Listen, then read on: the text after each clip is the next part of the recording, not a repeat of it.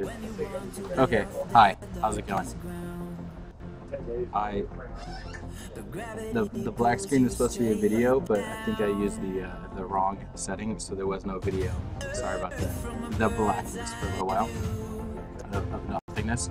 How is the audio voice to music? Good?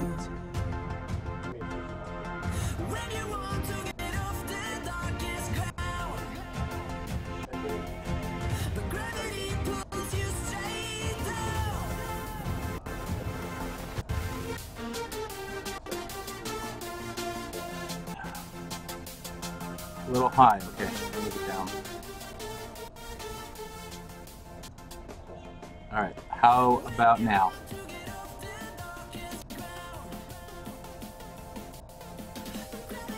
I think I accidentally opened the old version of OBS instead of the newer one that had all my settings adjusted. Too late to go back.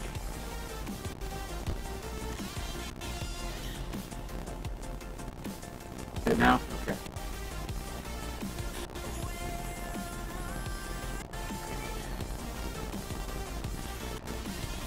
We'll even make voice a lot louder.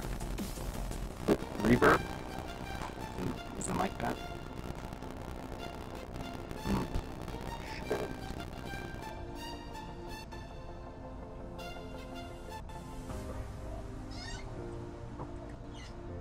Oh, yeah, let me just restart then. Hang on.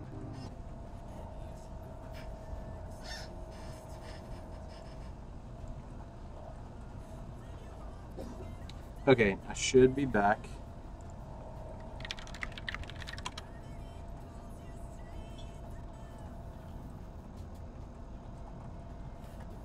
How's that now? Better? Better, better? Okay, great. Great.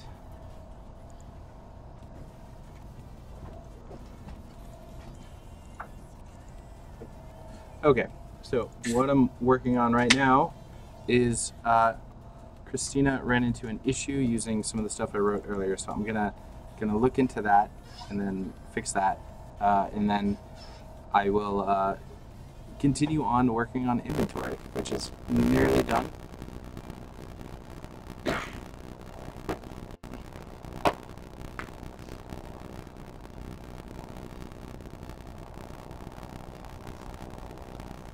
Might have to refresh the page if the video's not working.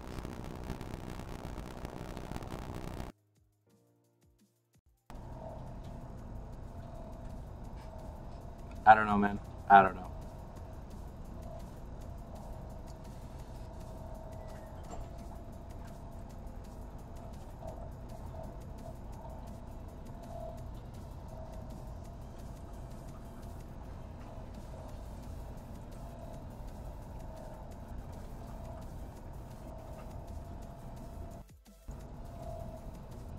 Well, the mic is actually on the webcam, so I don't know.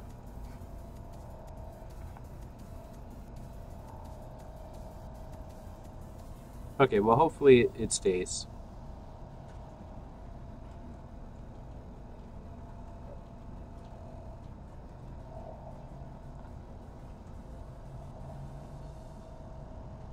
All right, so I just need to make sure that the what we're trying to do here is in a GraphQL field. So as you can see over here, the GraphQL Explorer, I'll make it big. All right, some certain parameters like this one. So I can search for, let me first get, let me get an item ID, right? This is just, oh, well, my logo server is offline. We'll get it from Hatchery.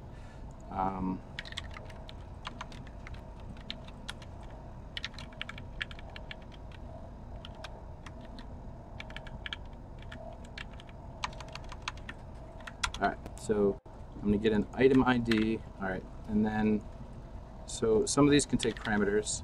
Like item takes a shard, which is 1 for hatchery, and then an ID, which I just copied from the list that I searched, and then I can get like the ID and name of that item. And so that gives me just that single item right there, which is AJ's Vox, because I'm set to use AJ's character right now, which is what I've been using for testing the inventory build.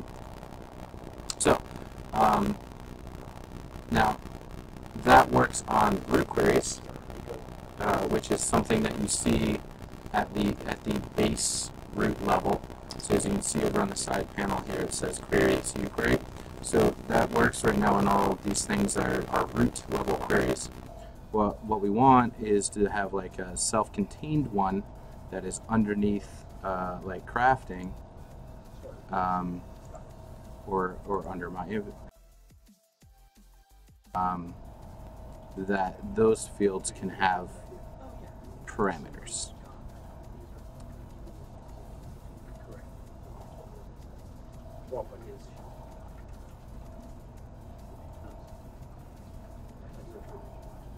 So just the mic in general is just not working at all well, huh?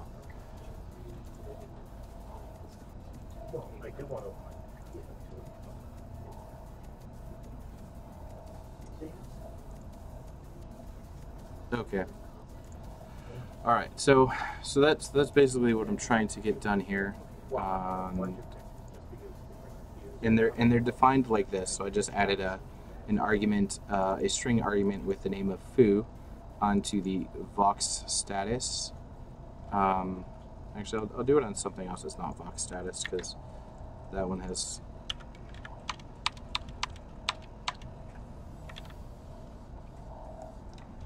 We're going to do it on one of the item things. So on an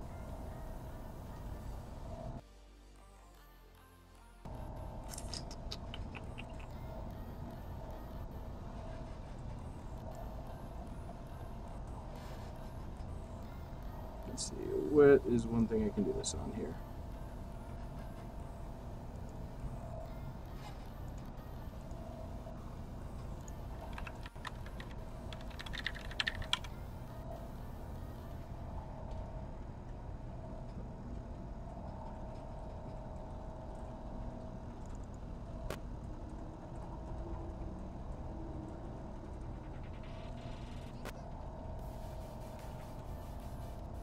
Alright, so on your character's name, I can do that on there for testing.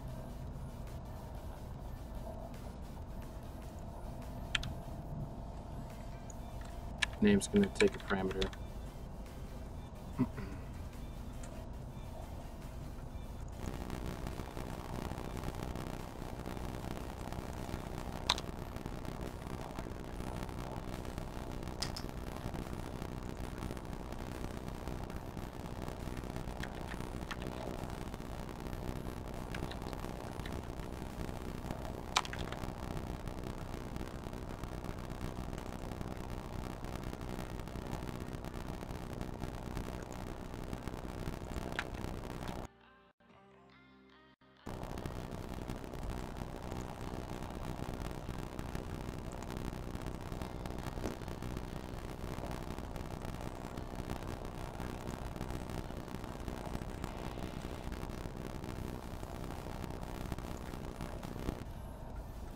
This is C#.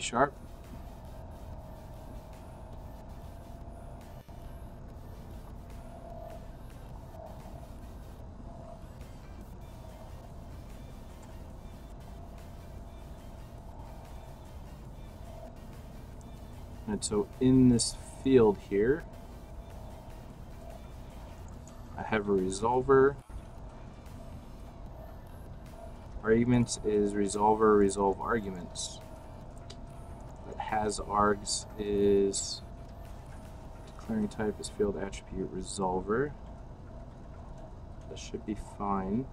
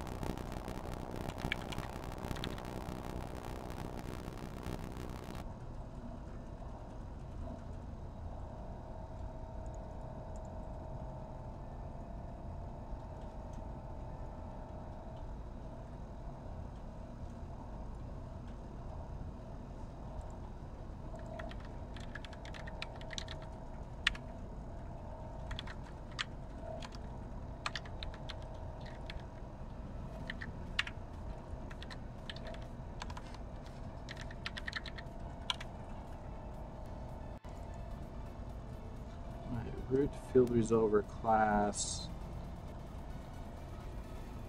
So take the arguments.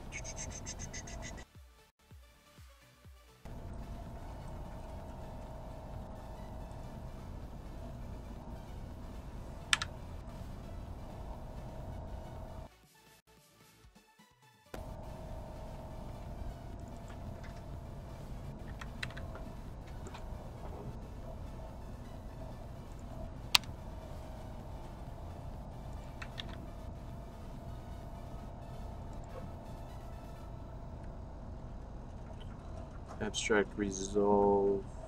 Why does that not work?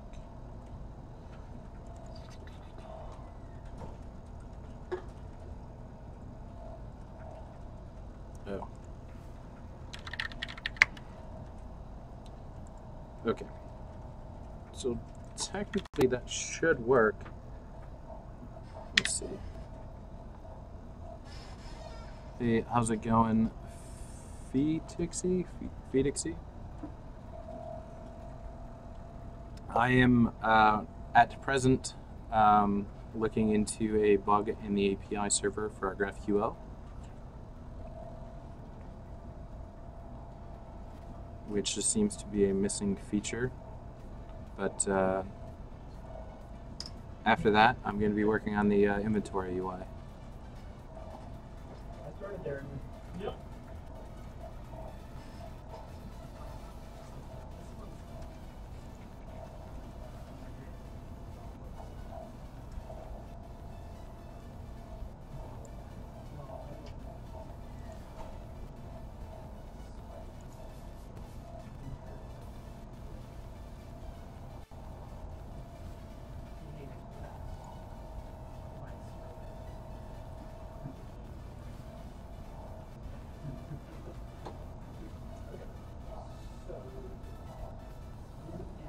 I mean, maybe Ludovic? I mean, that would be interesting, but like, why would they do that to piss off Twitch viewers?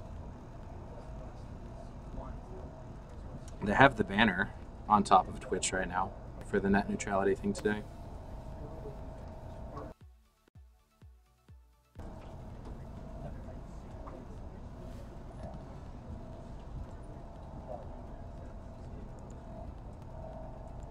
Alright, so to test this, once this is done, I'm going to go to GraphQL locally, and what I did is on the crafting query, I should have crafting recipes. Yeah, it's not showing up. Templates should have a parameter, but it's not.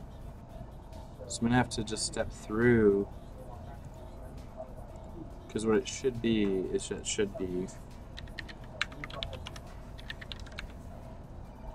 So templates just works like this, which is the way it was working, but what it's supposed to do is do this. You know, take a string, have it argument foo, but it says unknown argument. So that doesn't work.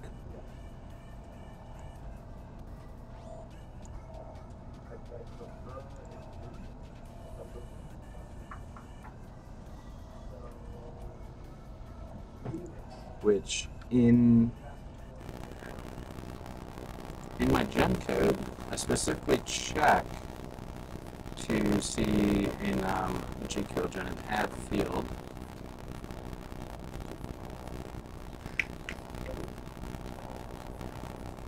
The other add field.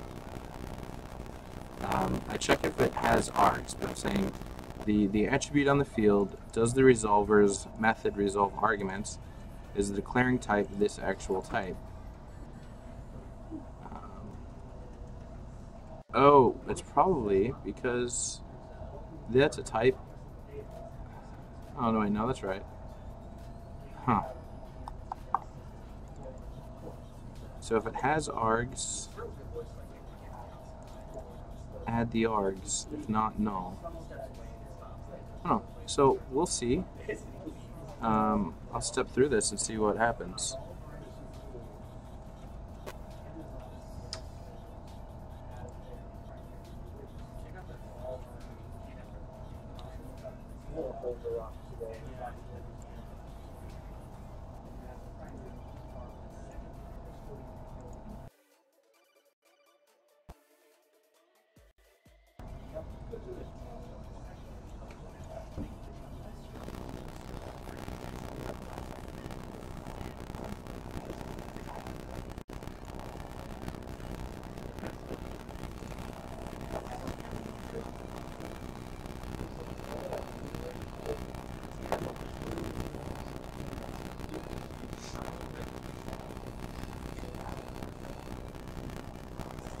Did this cast fail? I need to cast as an I field resolver.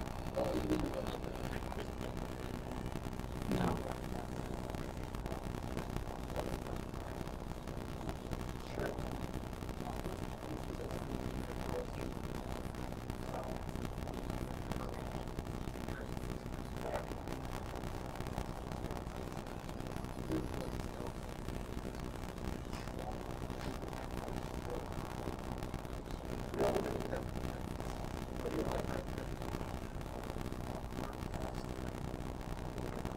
How did we never hit this?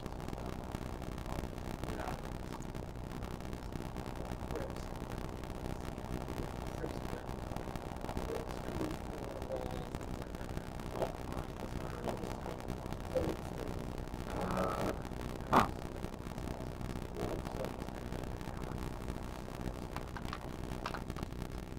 Yeah, I don't know what the static is. Everyone's been saying there's kind of weird audio stuff going on.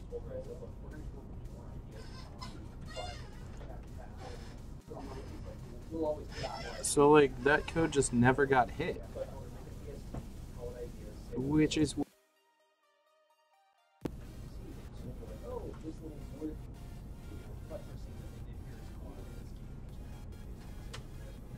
So, is this failing?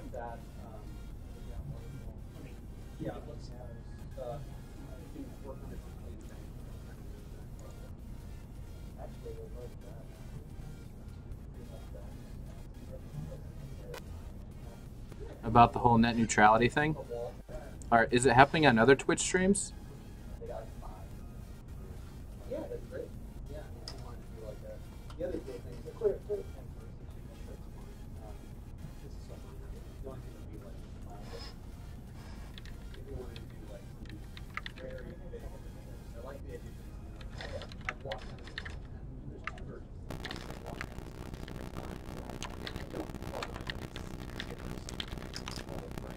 Okay.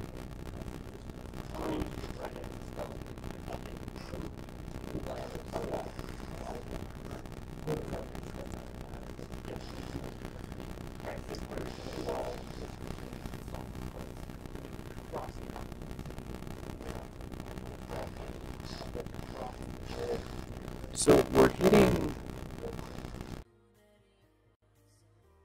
inside it is assignable from. So that's weird. That field resolver, like, they all inherit from.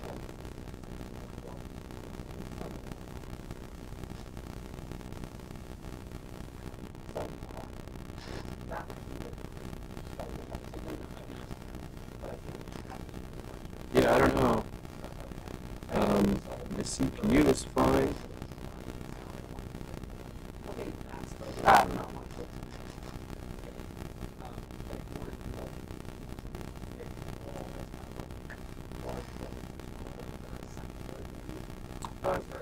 Alright, so I'm hitting here, but never inside here. This resolver is a custom rank permissions field resolver, which its base type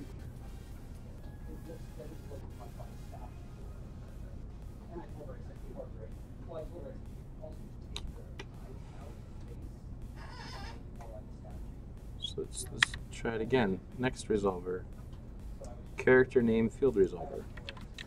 Character name field resolver is an I field resolver. Yeah, so that one should be not going through there. That's fine.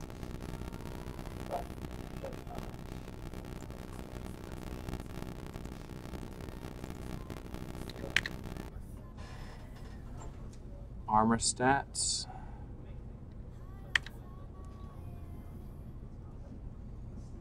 Vox status, ingredients.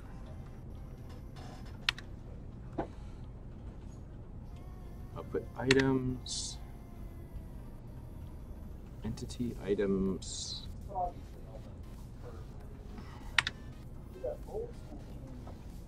Vox status. Maybe the next matching recipes. And template field resolver. Right. This one I just edited. So template field resolver inherits from field resolver.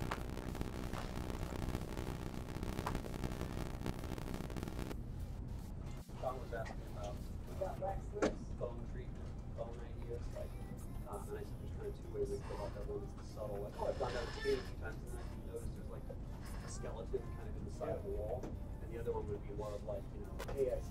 So it says right here, the base type is the ccutils.net.graphql.fieldresolver. So this next line should be true, So if you want to come up with something, but it's false, which is the problem. Because I should be able to just take this, put it in the watch window. Why is that false?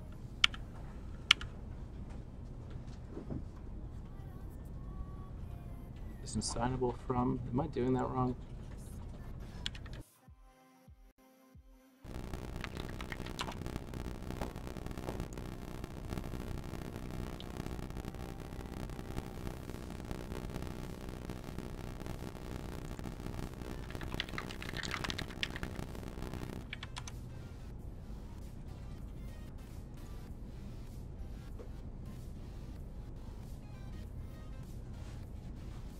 Right, so that's what I should be able to do.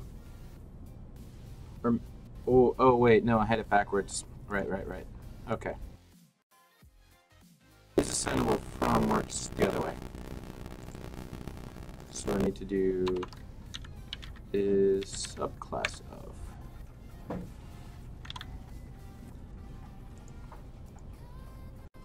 Alright, now let's try.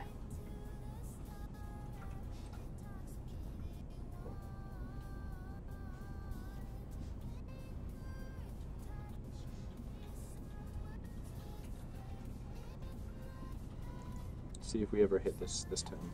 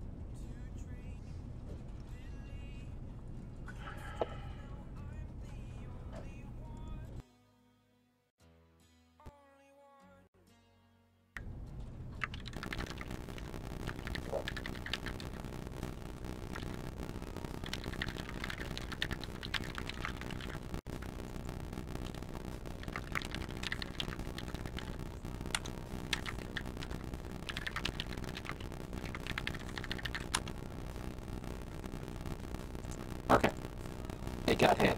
Excellent. Keep running.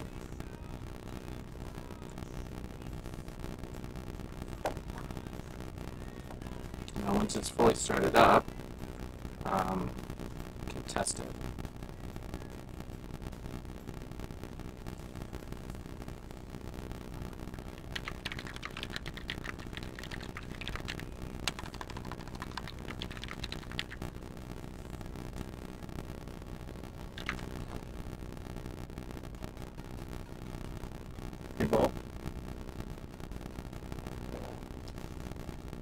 Since I haven't touched models at all, Matt was asking, we still do the 90-degree rotation of models from artist to game, right? And that's done in the builder still? Okay. Yeah, I haven't touched it in a long time. Yeah, we still do. Matt is curious because Siege Engine aim is off by 90 degrees from your character. So, which we do rotate the things because of the different. No, we rotate all He says axis. you rotate the axis because your axis is different in modeling software. He's saying that you. Yeah. So, do you remember where that is in the code? Because I don't remember. I haven't touched it in 2 years. Yeah, it's something like that. Maybe. No, I have no idea.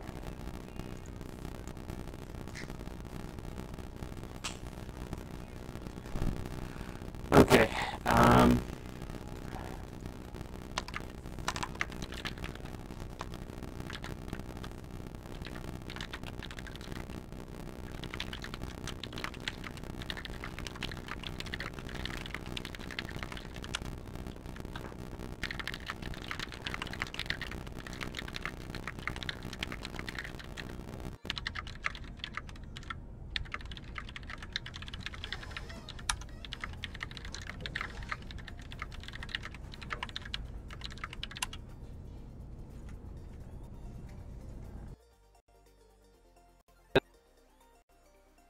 Look, it's not squiggly.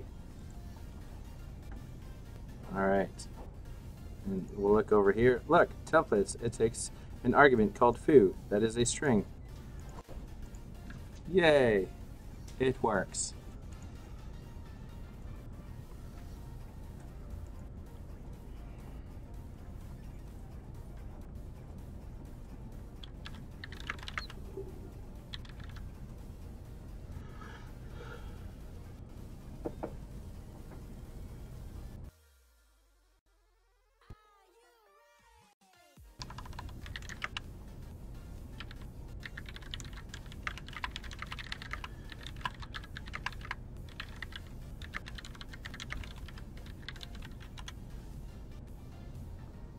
Okay. So now that this works, I'm gonna submit it, and Christina can have her thing working. There was just one line of code, that one little thing here, which is assignable from instead of is a subclass of, because that was. I'm gonna delete my changes that I did here.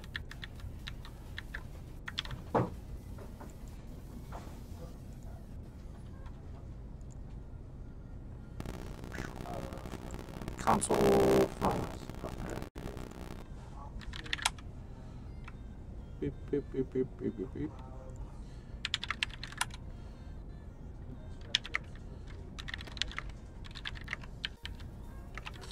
I don't want my changes in the serverlib file, so I'm going to check it out.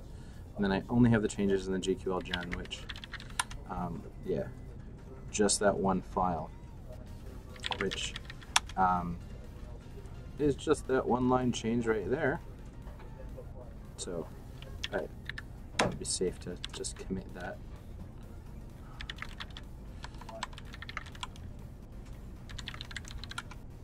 I'll pull down, see if there's any other changes.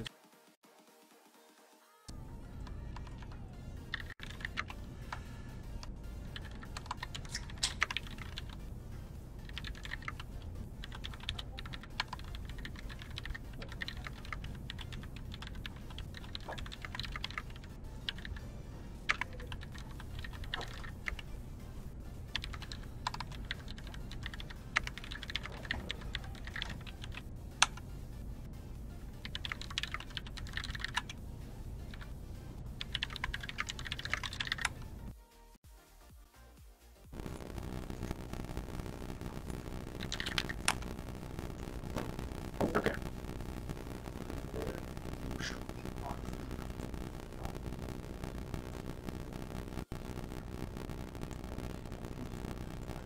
Now that that's pushed up, I'll let Christina know that it should work now.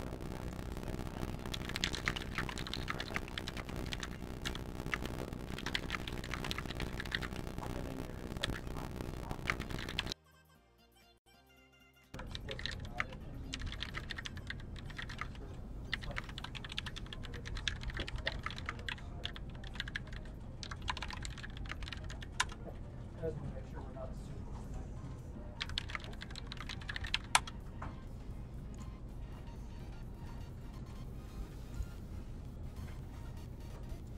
Now I can get rid of this API server.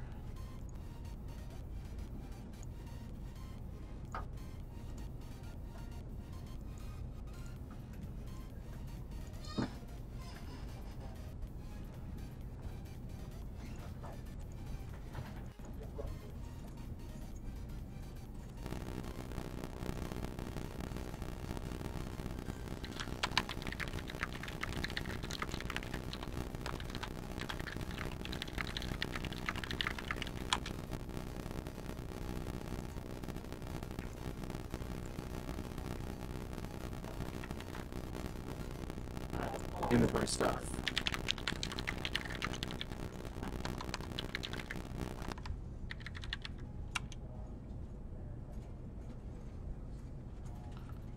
Up to date on that.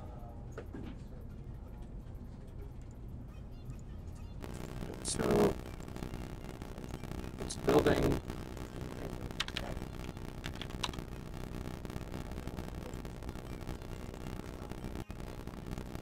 So zoomed in.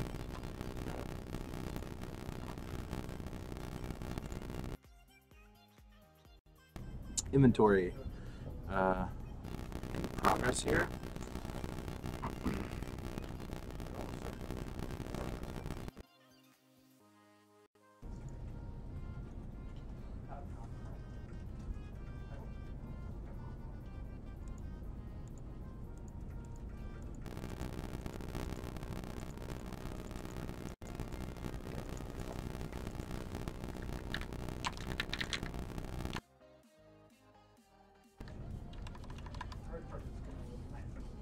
All right.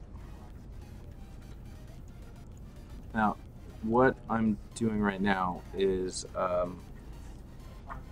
was doing a little bit of a refactor with this with AJ over the last few days.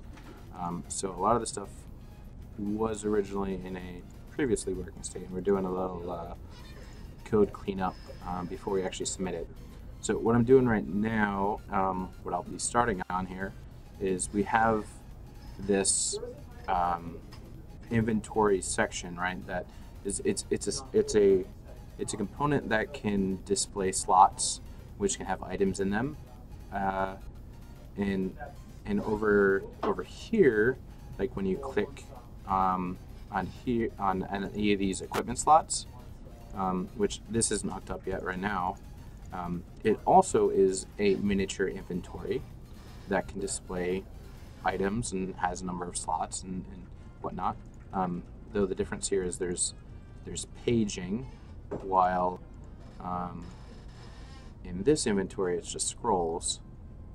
And then additionally, there's this container section, which I have just subbed out for right now on this, is when you click a crafting substance or a container in your inventory that has other items in it, or your different crafting materials and such, they will be stacked up as one item. So say like all of the iron that you've harvested from iron rocks, they will be in one slot in your inventory, and you'll see like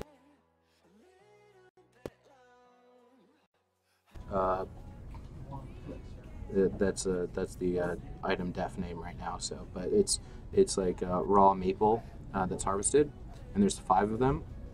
But these are actually several different. It's like there's several different quality levels.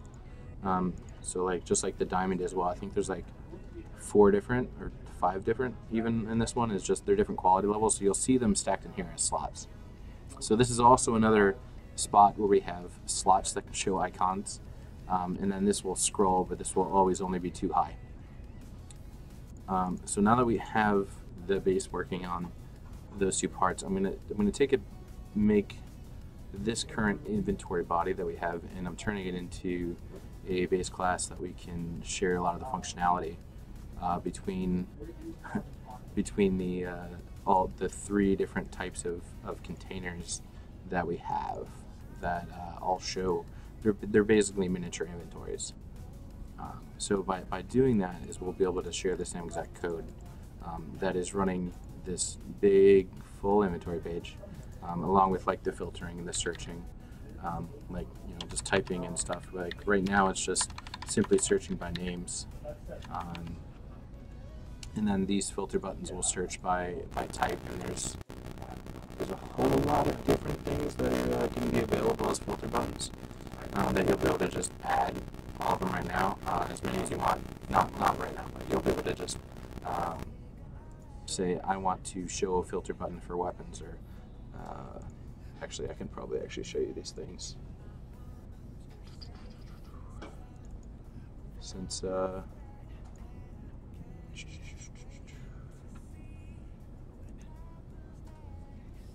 James Koo just sent me the latest, so I'm going to download those.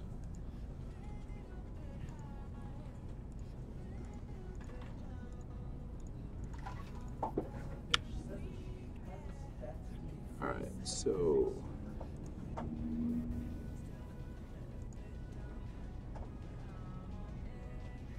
will you be able to create custom filter buttons? That is an interesting idea. I do not have that, but that is a good idea. How would you want to assign icons for that, though? Would we just have a list of random icons that you can assign to that? And that'd definitely be a nice thing for the future, and maybe something a mod squad like Cough Cough Me Huge can add to this thing later. But here's our reference icons. James Q did an awesome job making a bunch of icons for us, and they're all turned into a font. And so this is our reference for all of them right now. You see they have character mappings, or so you can use them in like actually typing if you set it as your font, but that's just difficult to use. So we use CSS, which these are all the CSS names for it. So you can see there's a ton of different types of filters that are going to be able to be chosen. So you can like say, I want to see only alloys, I want to see armors, I want to see arrows, axes, bolts, raw cloth, just heavy chest items. You can do light chest items. Like there's a heavy, medium, light version of all the armors. See different types of metals, which you have like metamorphic metals, quartzite, slate. Those are different rock types.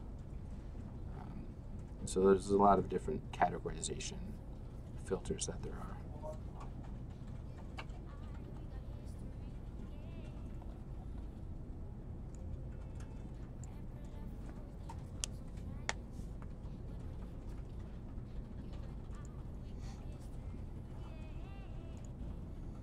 All right.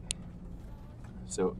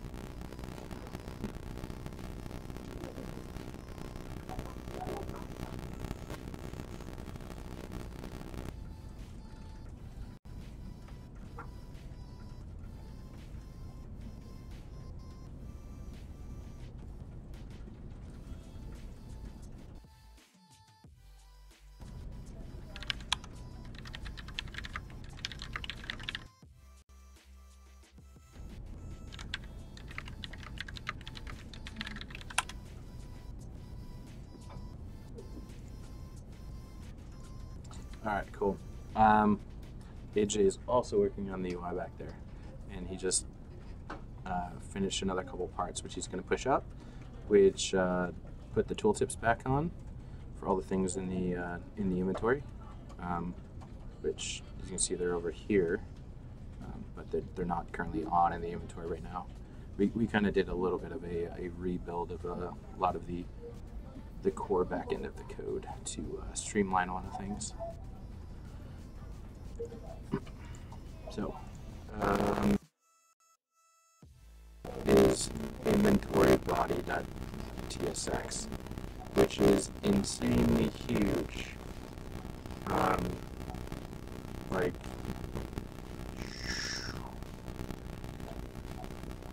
it is 711 lines.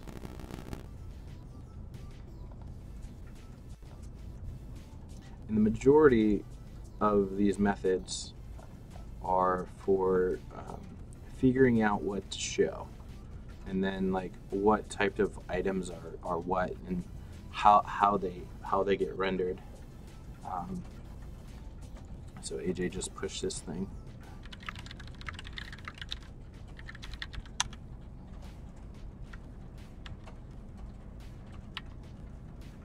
All right, so it's going to auto build and update.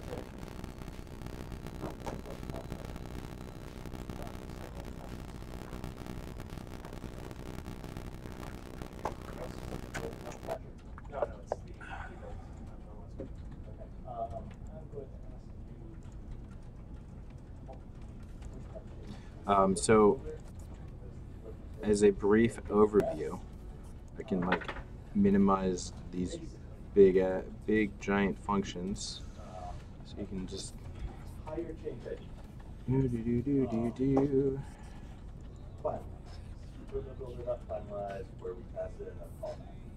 because the actual implementation doesn't matter so much. So all up here is just like rendering.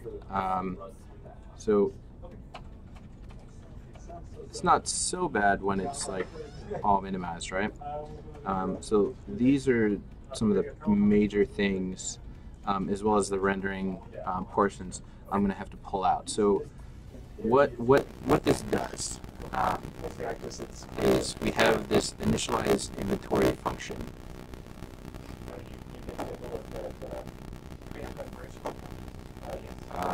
Which we call setState, which is the functional setState. I'm passing state and props in, and then first thing we do is we call a function called calc row and slots, which we give a reference to the element that is the container. Slot dimensions, which is a number for like the height and width of each individual slot, and then it takes a min number of slots that like you must have. And what it does is it calculates how many slots we can fit inside the div, and then it also figures out how many rows we need to make in the inventory to both either meet the min number of slots that you want in your inventory, or if you're on a 4K monitor, the min number of slots is probably too few to even fill up your screen. So it also figures out the min number of rows in order to at least fill up your entire screen with slots. And it uses whichever one is the larger number on those ones.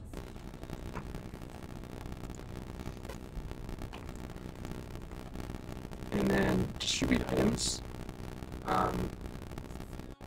figures out where every item goes into what slot.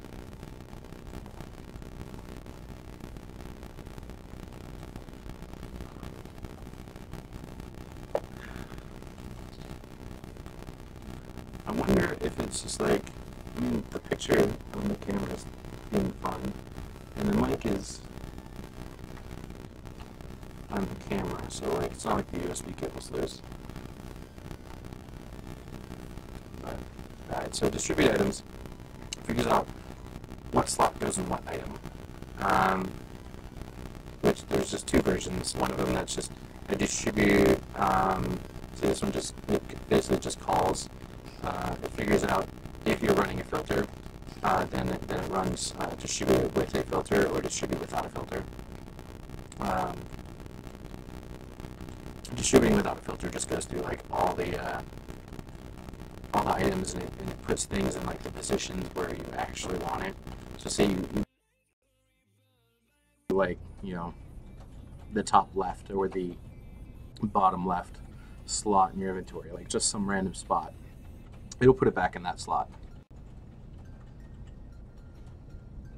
And then the filters, when you're filtering items, all the items are just stacked in from the top left, like first slot of your inventory, and just go by rows. So it doesn't completely ignores like what position they should be in, and it just kind of basically, if it's filtered and it fits the filters, then it just all goes all the way up to the top.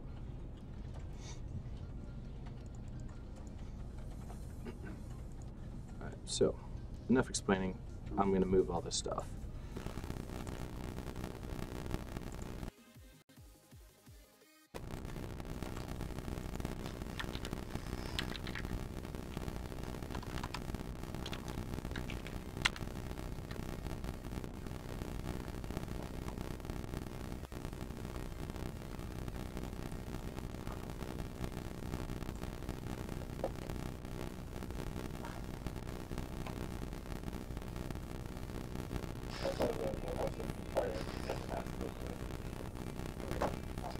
Hello, Stackers. Yeah, sorry about the mic. I mean, I don't know what I can do about that right now without switching out my camera. Yeah. So maybe for the next one, I'll try to figure it out. Okay. Inventory base.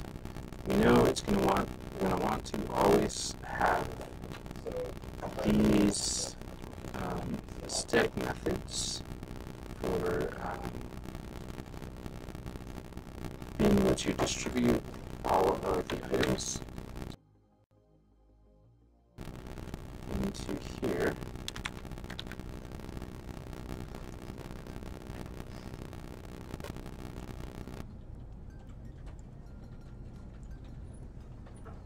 Yeah, apparently net neutrality is killing my mic. I mean, something like that.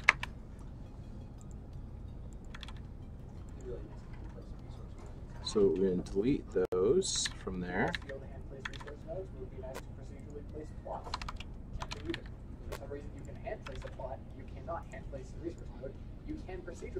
We're going to import in inventory base. Inventory base. That's the wrong direction. Both of those things, I think. No, hand placement class works. I can totally go in the game and place a class. Yeah, I can't say terrain mod over this. So many squigglies. 100 kilometers. Additionally, everything is going to have a similar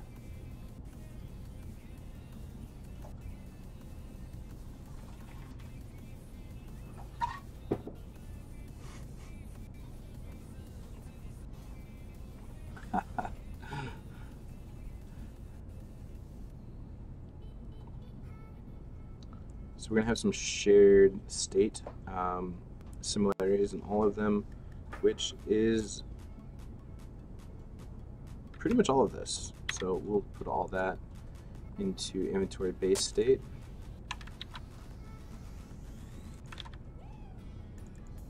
Slot number to item is an interface we created here, which we're going to move to the base class.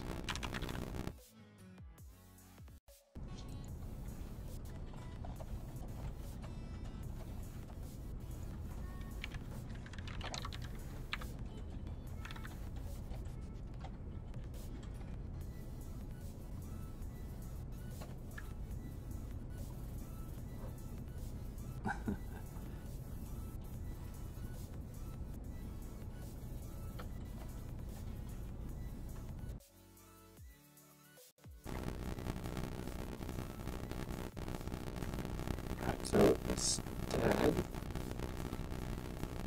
having that, we're going to extend base.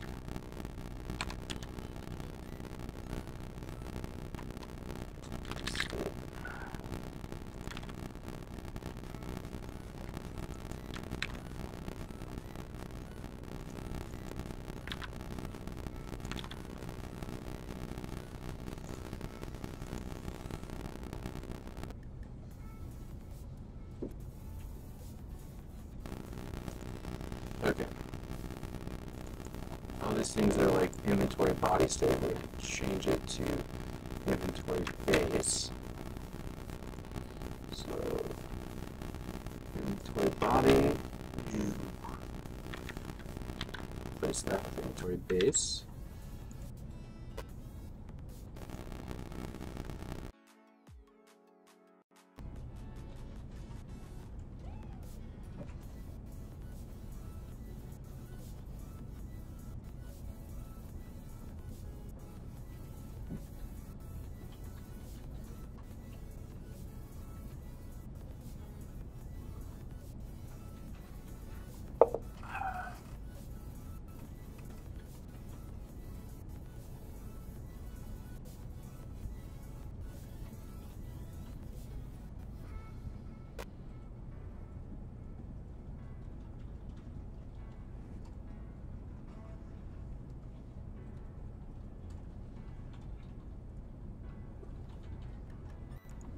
All right.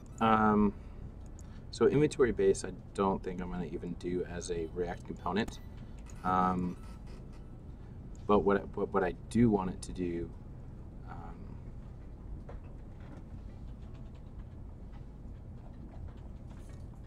is contain all the functionality in order to render. So we're actually not going to have that. But we are going to have all these functions are going to be public static functions.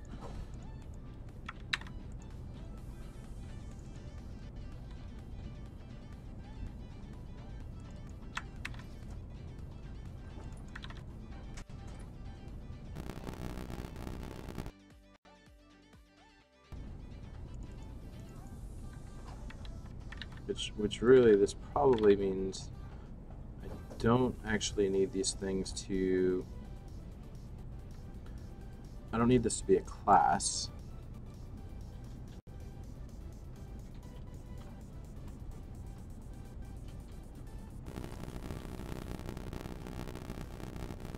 What I probably just want to do is export all the functions as is.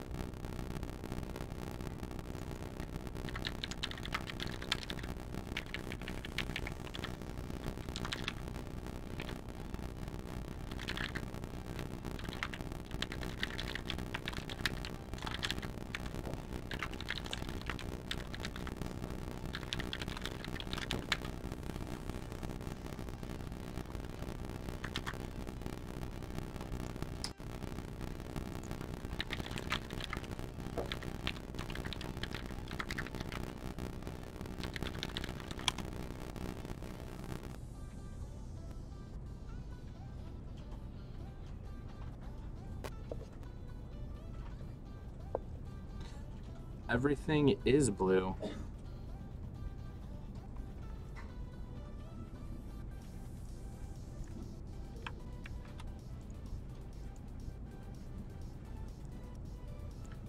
And everything is blue because I made it that way.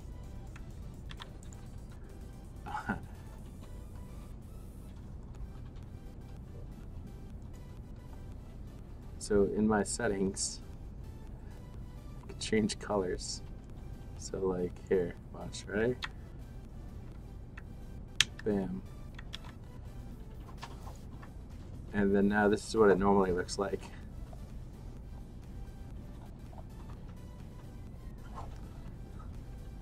Why not?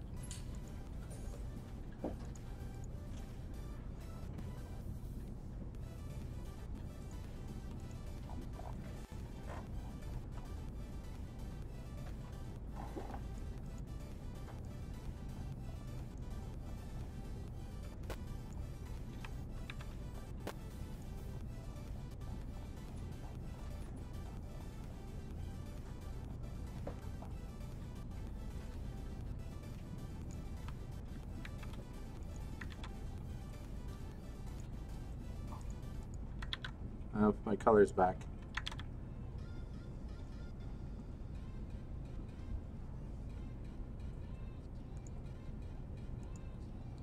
I like it blue.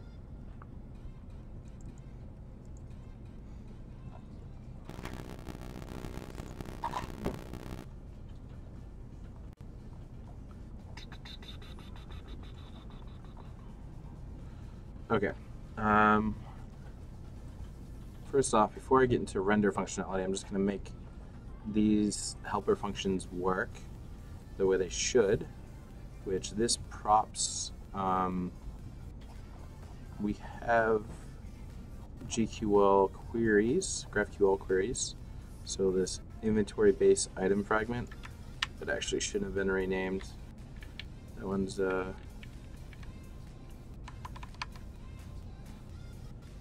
I want to call that inventory item fragment. And that here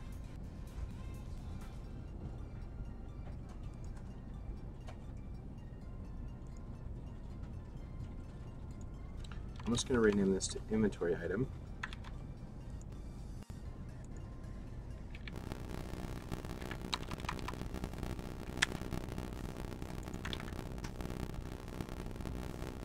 And then this inventory body GraphQL, we're going to do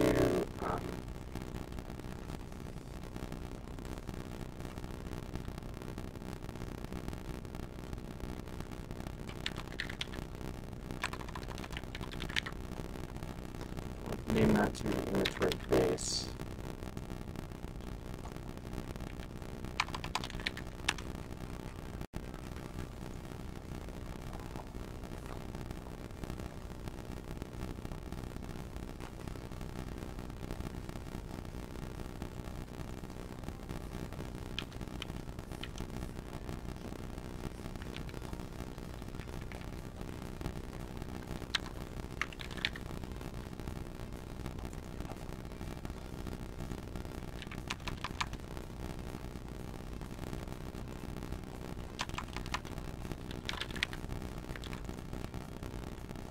Those are going to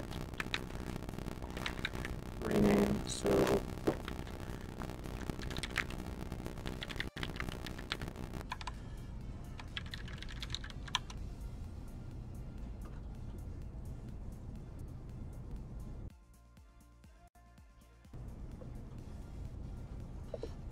let me go get some water. I will be right back.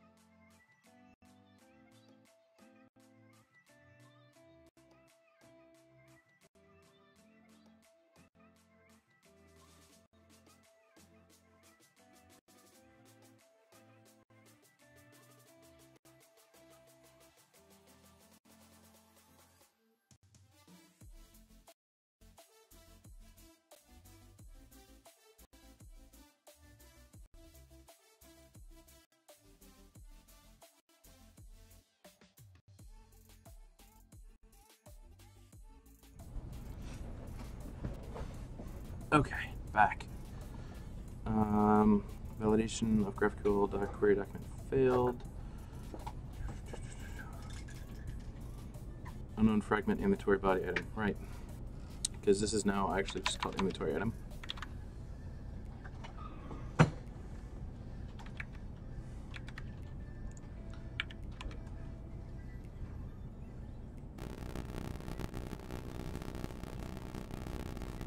Kitchen later a little bit. These are bricks. We are using inventory body item elsewhere.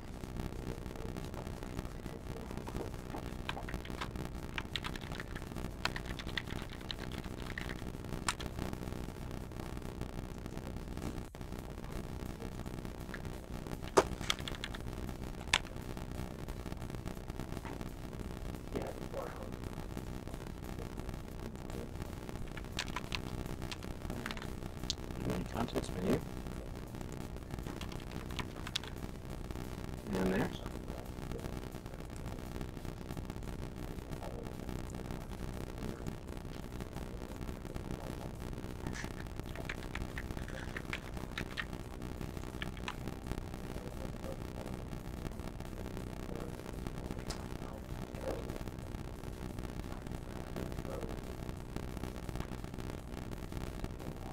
Okay, cool. My GQL stuff has rebuilt.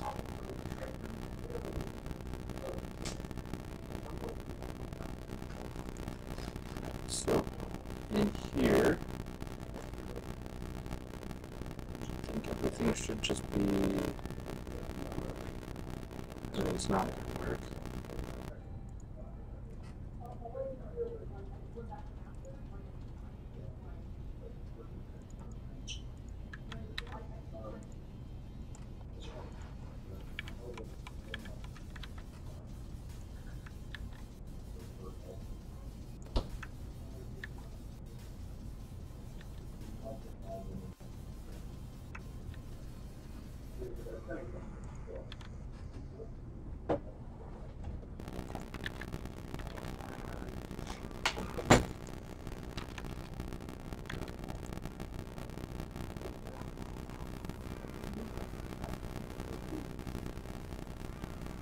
So props on inventory.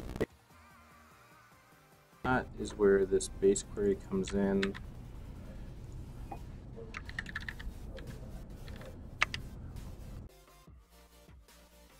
From Apollo.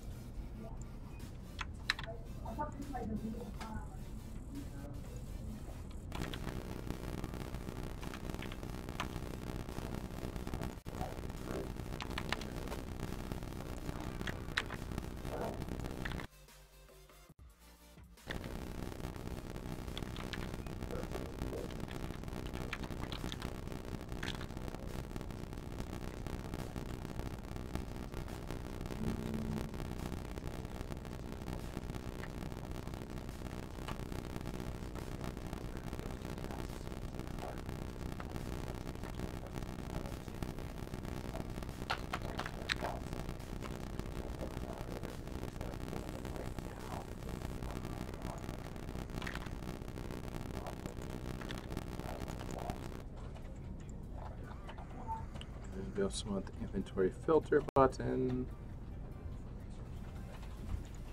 which is from there.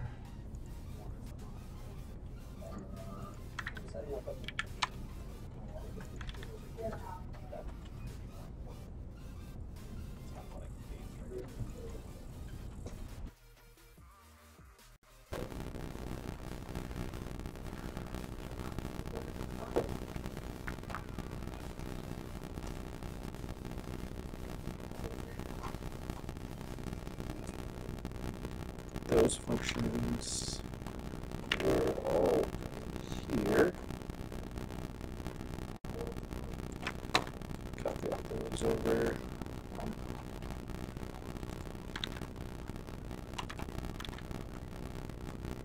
Almost not all red.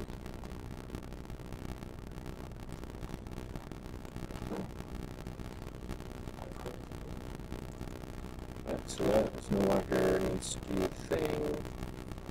That no longer needs to be a thing.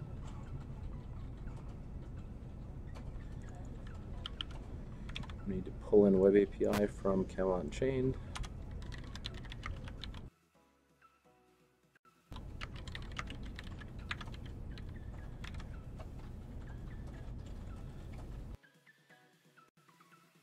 Today, apparently. Sorry about that.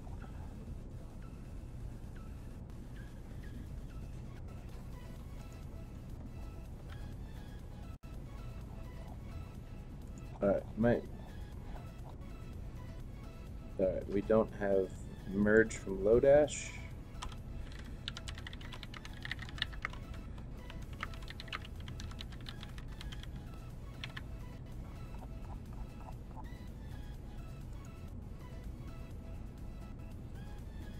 We don't have Lodash in general.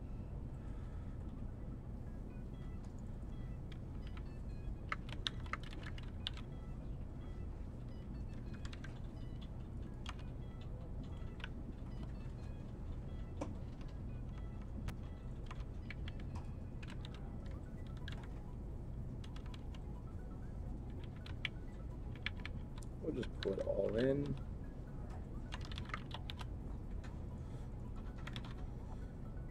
It's almost everything.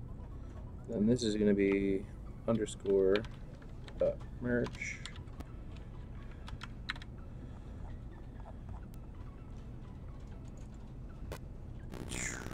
Oh, that's static. Need to get that. Need to get that.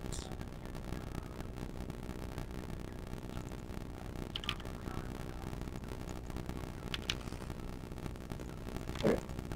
Now the stack rip counter was just a static. I'm going to move that out to just this file.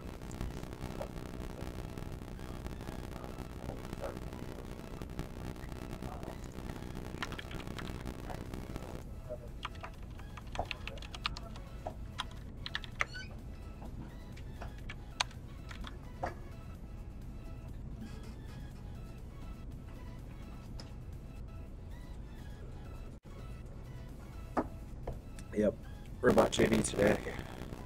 Alright, now the file is all good.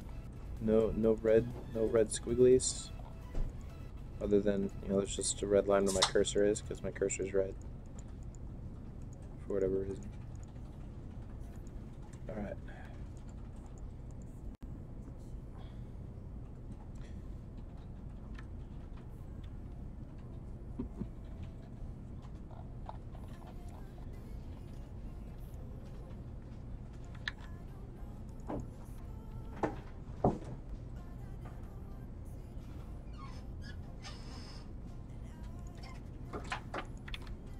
Now what I'm going to do here is from inventory base, we're going to use that to do a lot of the functions that we were doing here originally.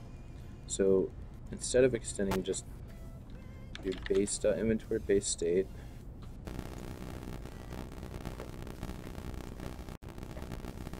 So we're going to extend the props from the base.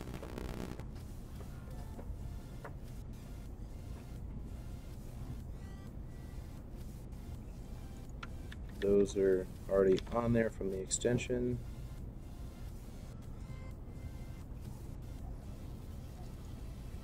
Yeah, I don't even think those are used.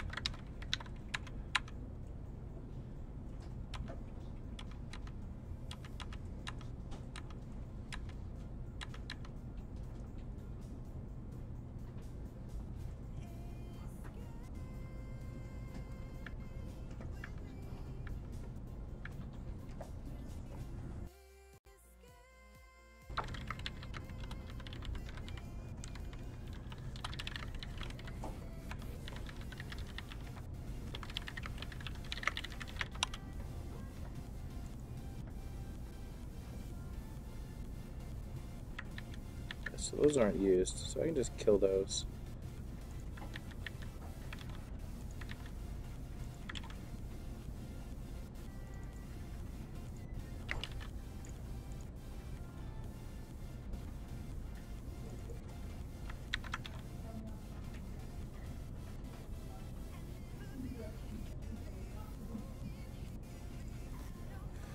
Okay, what else is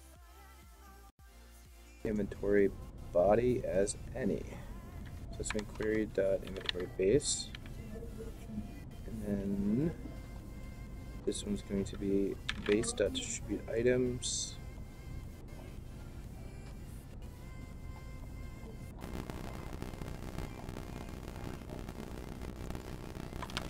Get rid of that. Get rid of those. Get rid of that. And now this component is a more reasonable, but still kind of long, 216 lines. This function, get rid of. Short it down more.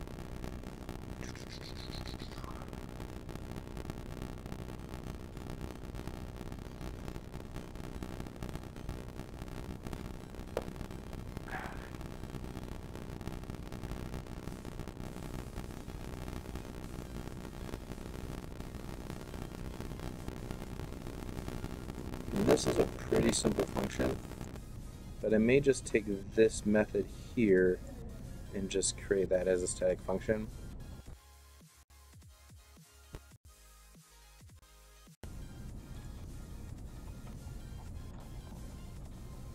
So, because even though it's pretty small, you might need to do more logic later.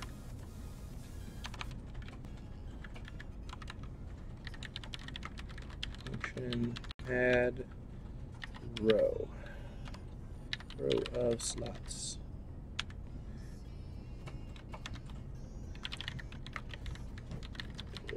Base state props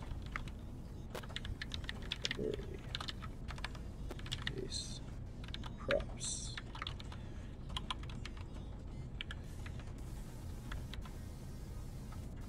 Which is just going to return this object.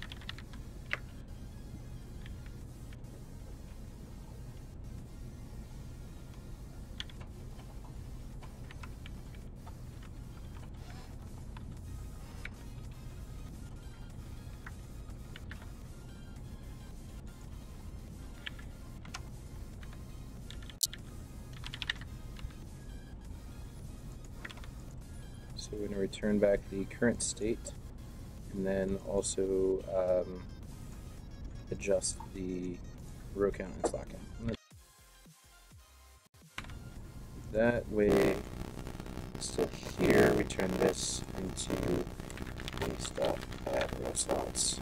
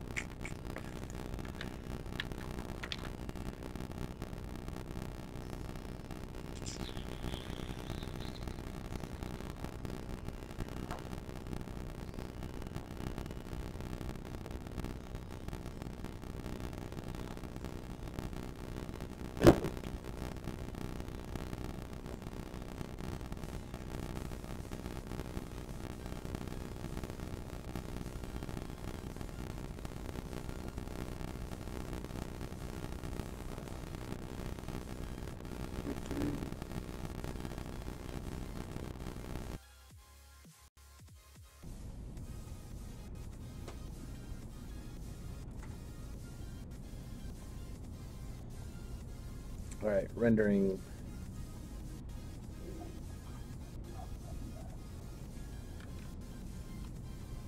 So this function I could pull out, because that's basically, it generates what our rows are. So we can pull this part out.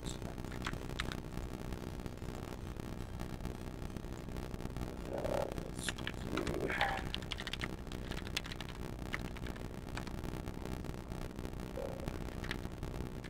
generate rows.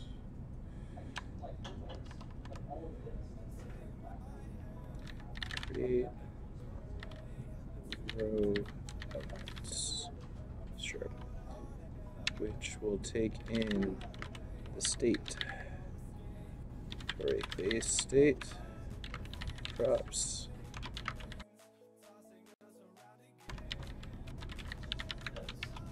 Probably just asset-wise, we wouldn't get anything out of that. And like I said, we'd still have to update probably all the materials.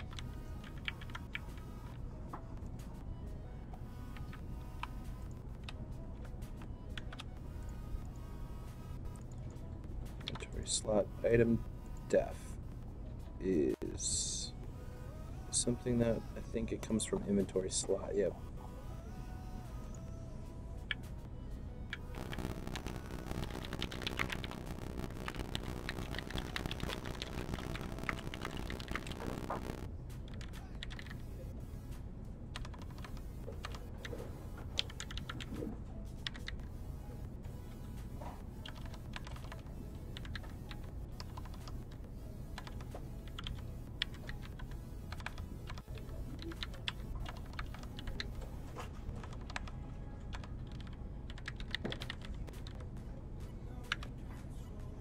Yeah, there we go.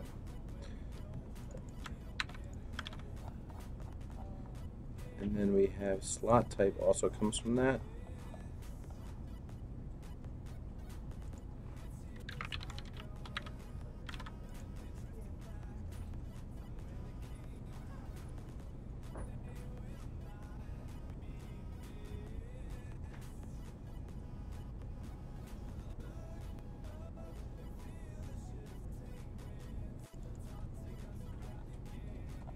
I also need to import inventory row.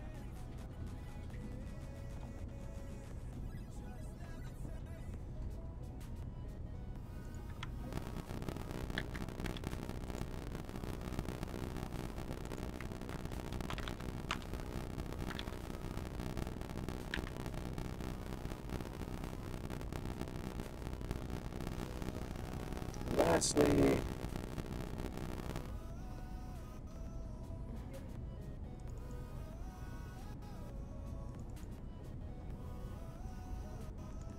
there's no this, so we're going to remove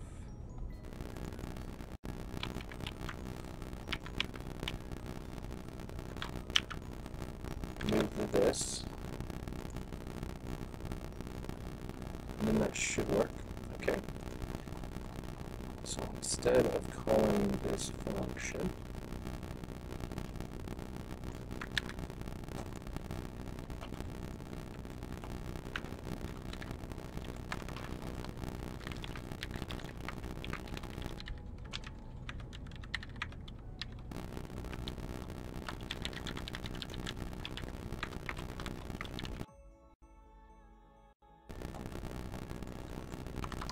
that doesn't work.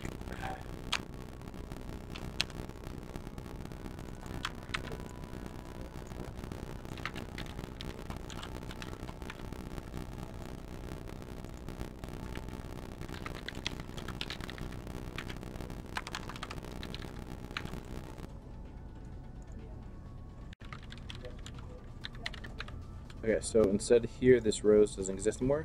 So we're going to call base create row elements and pass in the state, and the props. Right there, which now we're at a very reasonable 162 lines of code for this.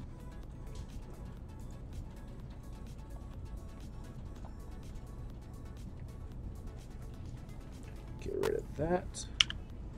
Do I use slot dimension? Oh, yeah, for calculate rows and slots. Okay. Yep, okay. We have an extra line there we can get rid of. So that's much more reasonable.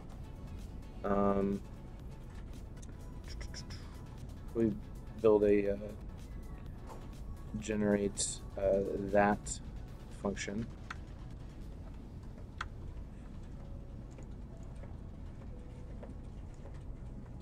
Alright, so now that all this, we've done all the moving stuff around, let's see if it actually works. which it should, which is done properly.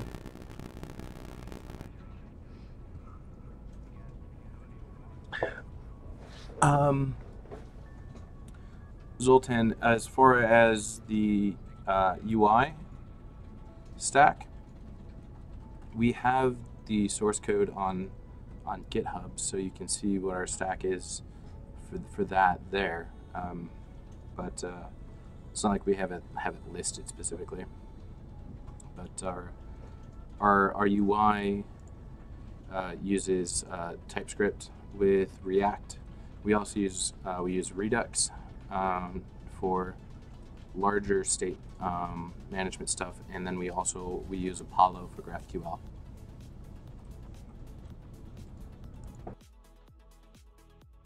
Okay. Hey, look, it all works. And so, as you can see, the stuff that AJ added in. Now we have tooltips on these guys, which you can see when the first time you hover over an item, you get a little spinner. That's doing a query to the server, because we don't have all the data, so it does a query to the web API through GraphQL to get the data, because it's a lot of data that you don't need all the time. So just having a little slight little spinner on getting the tooltip data,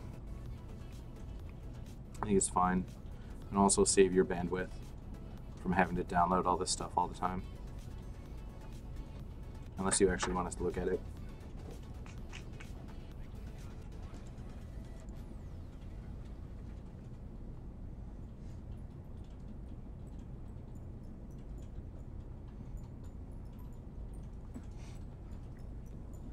Yes, and we use Aphrodite for most all of our styles.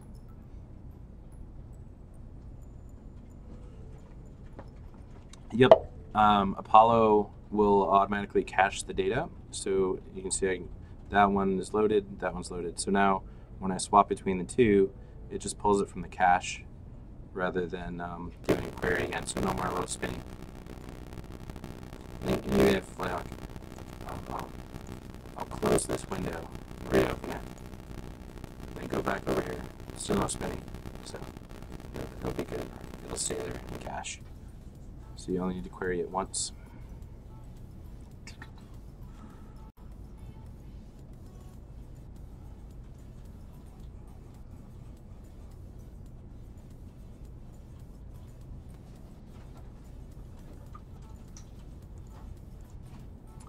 Additionally, AJ added a context menu, which in the browser, unfortunately, gives you the context menu right now there as well. So I think we can disable that.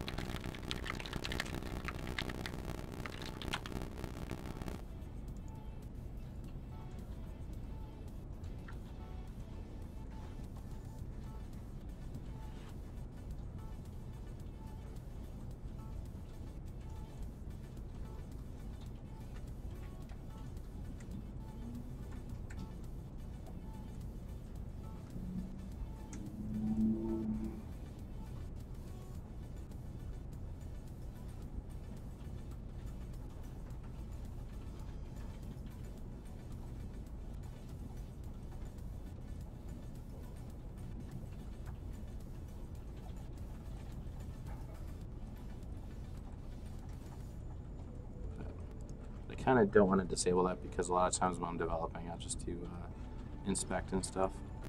But you can equip to one of your hands.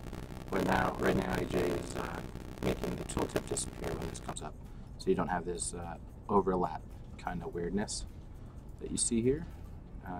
So that's going to go away. And then also having a proper cursor here, but you can see you can right click and equip or drop, and other things will be added there eventually.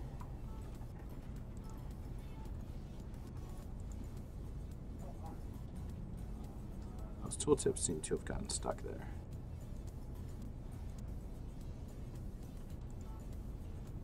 Huh. All right.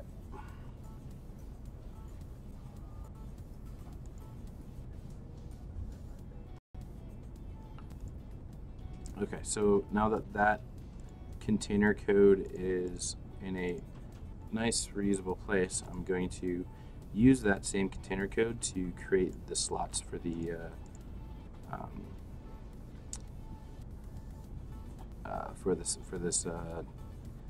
the in inventory container.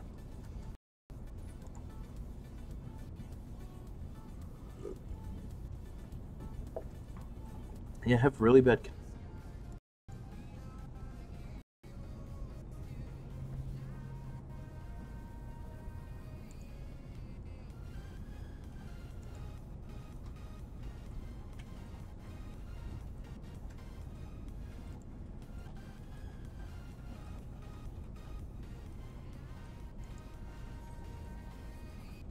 Okay, is it back up? No, it's still red.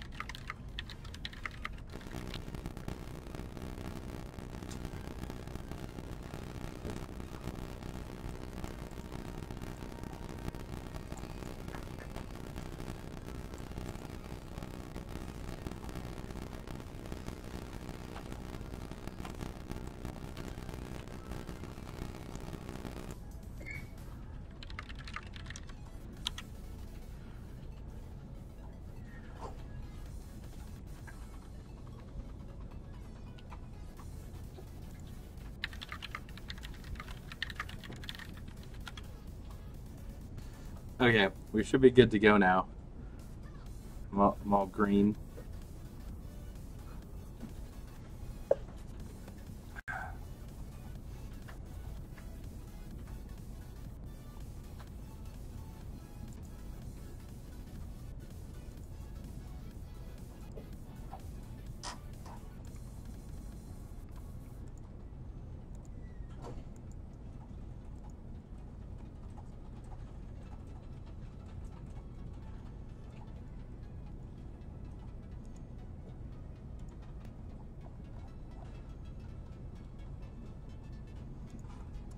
Is everything better now?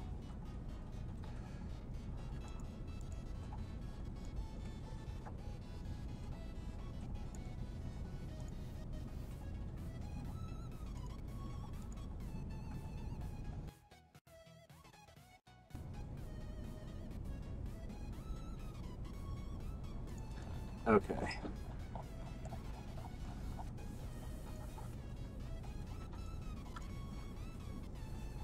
So this container here, which very simply doesn't have much in it, it's going to be just like the inventory body in that it will use the functions like inventory body does, which I probably make this even more generic, but the styling's so different that I don't really see a need. So in the container,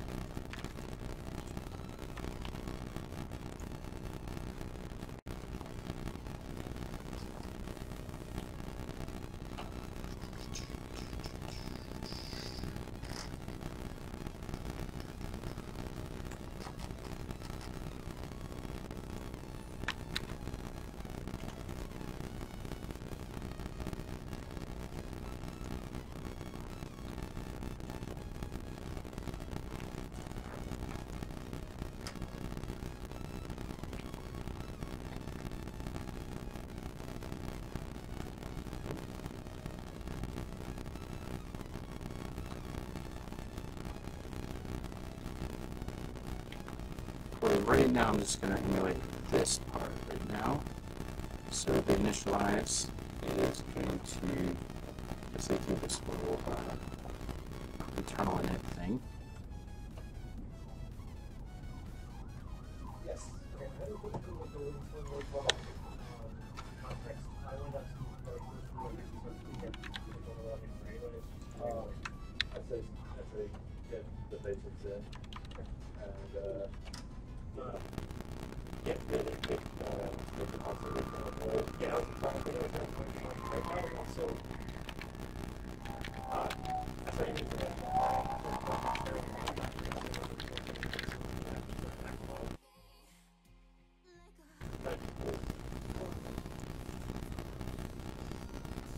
That's the other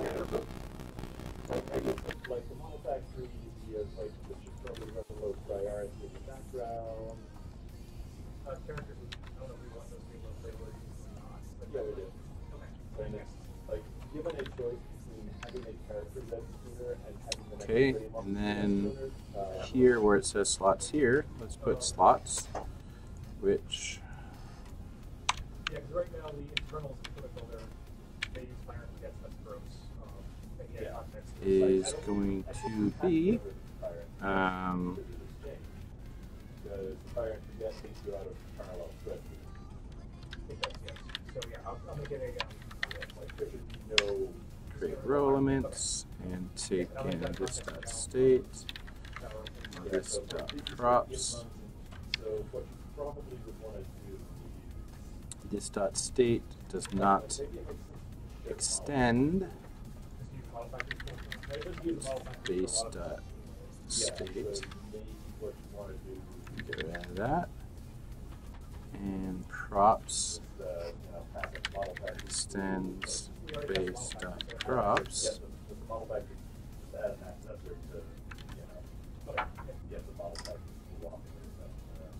We do need to make these functions actually a little bit different so they actually work properly. So then, like, its callbacks from the model. So React doesn't actually talk to any database. Its context tool, whatever it is, probably the same as the model factory itself. And then when it finishes, it runs your task. We use React on our front end, and React will use Redux for like internal stores, internal store, but any kind of like data where it gets is through our API server, which we use GraphQL for through Apollo.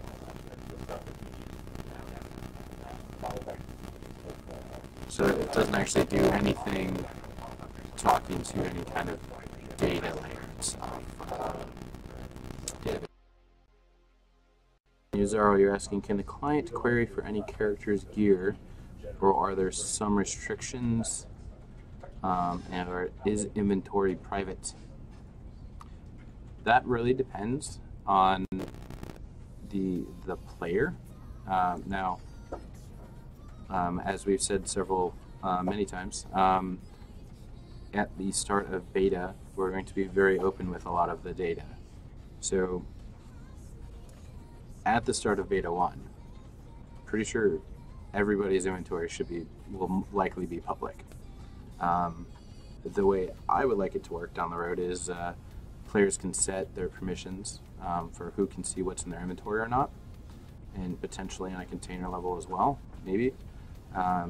So like people can see what's in this certain type of container that's in your inventory rather than the whole thing, which can be made to anyone. But again, that really depends on other things and how it affects gameplay as well.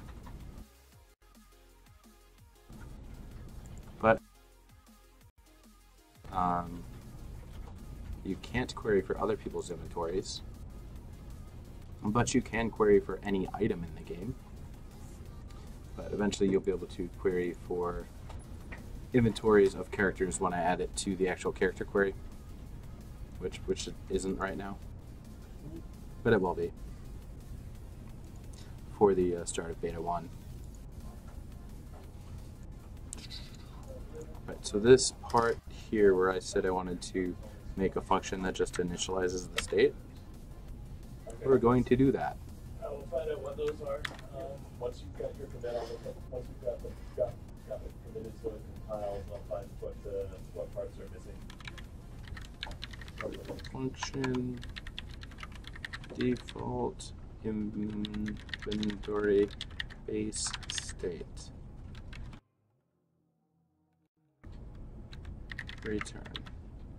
Return this stuff.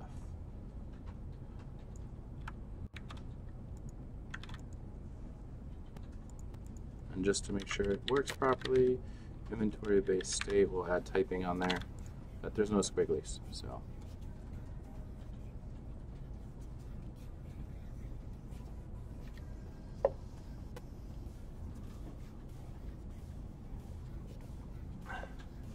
Well, in this usage, as well as how Angular works right now, as a front end, typically you wouldn't be talking to any database. However, you can use isomorphic React on the server, which technically that is just for doing, like, you can render your app on the server side. But you would have some other just layer, like you would use, you know, say you do Node on the server that has some kind of ORM which talks to your database, which in the Node realm, I use Mongoose a lot. It's my favorite one for ORM for MongoDB. And they have other languages as well that they support.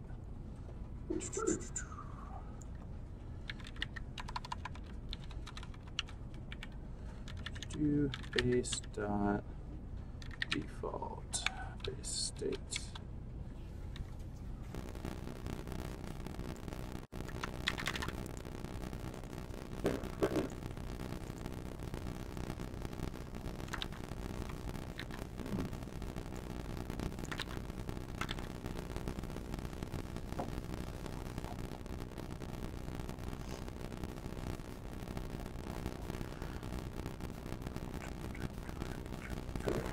Okay. Add row of slots. Not being used anywhere because I haven't had a button for that yet. Add a button. Actually, that should be indented in. I don't know why it's wrapped.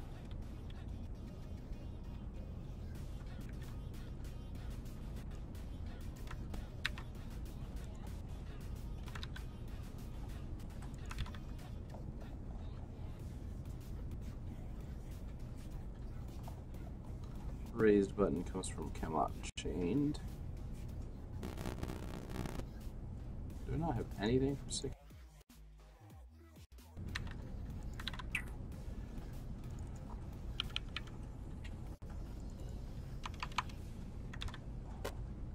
Okay. Need some slots. Sorry about the static again.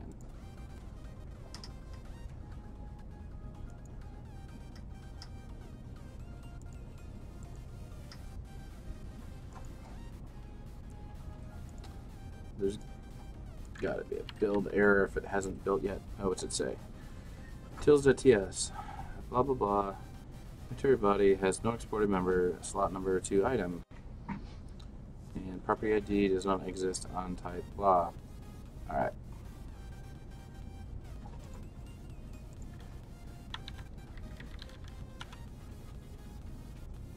So slot number to item actually comes from base and inventory item fragment.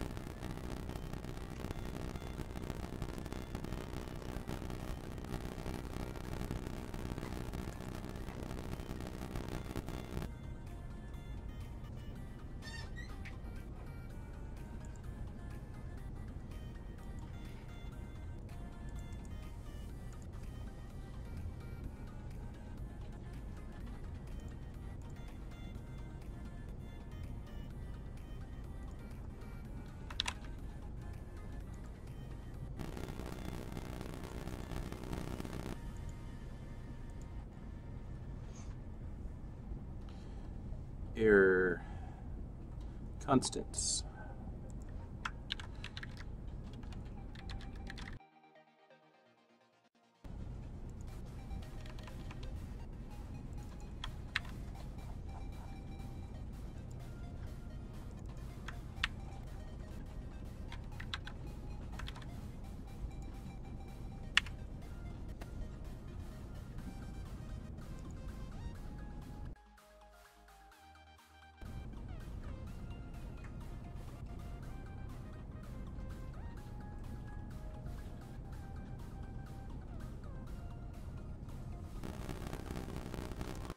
Type item.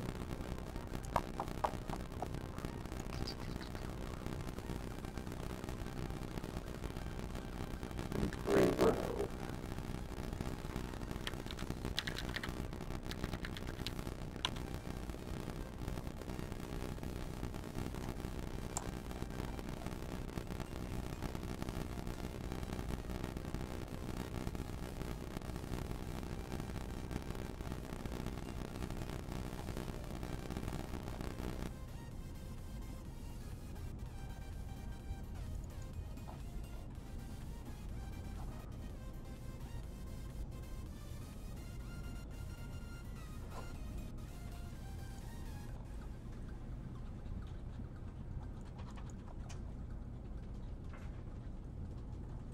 That should be assignable.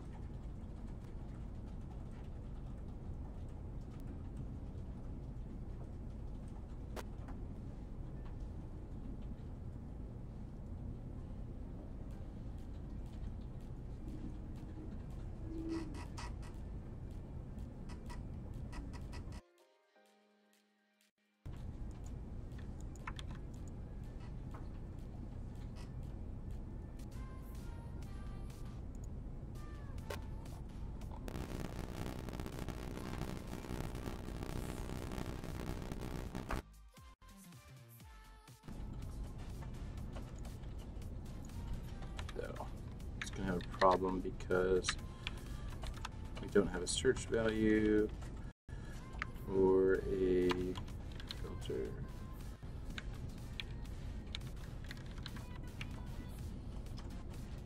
There we go.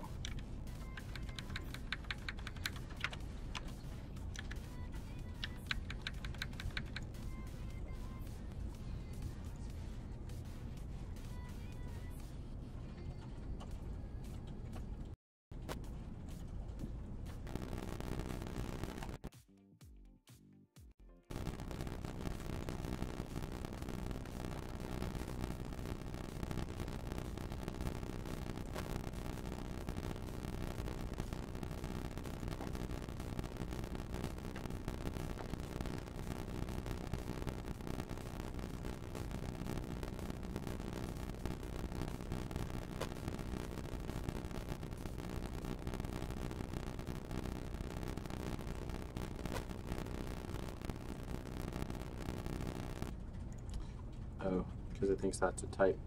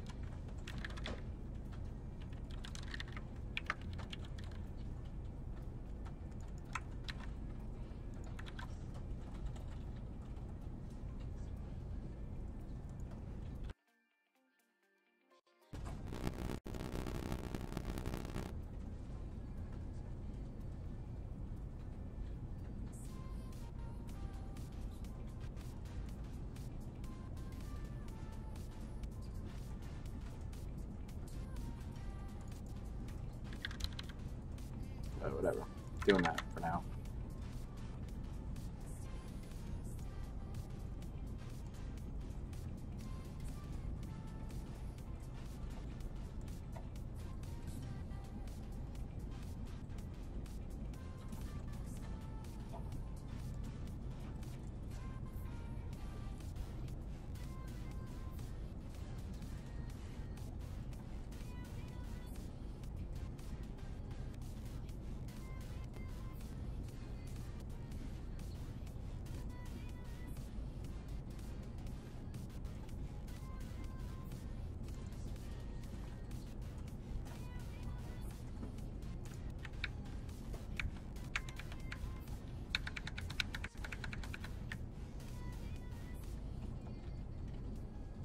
Build success.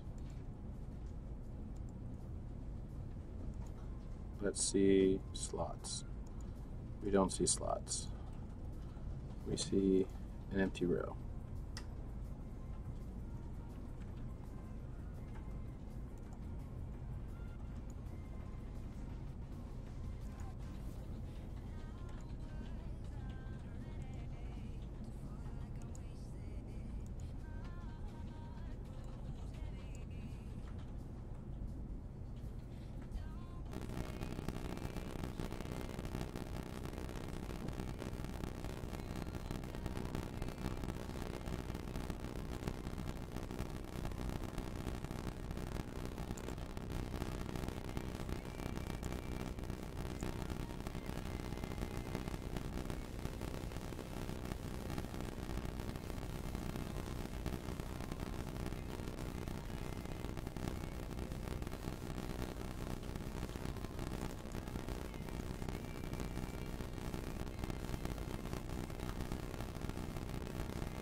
Should at least give me empty rows.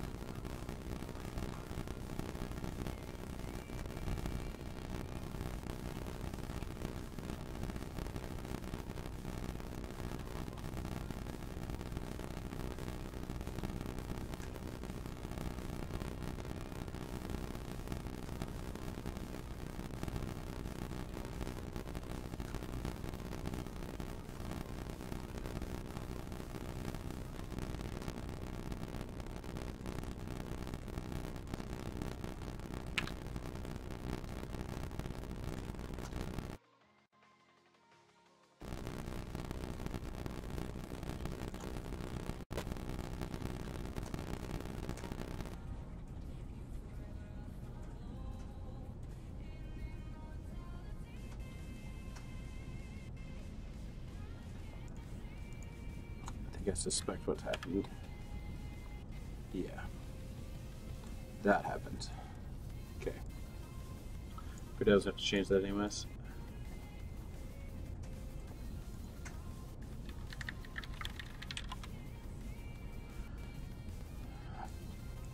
Okay.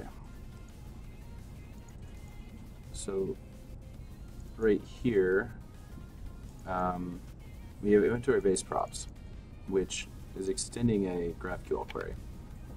The container does not operate off of a GraphQL query at this moment, but it probably shouldn't always have to. So instead, what we want to do here is take in an object, item data, called item data, which has items on it, which is an array of inventory item fragments.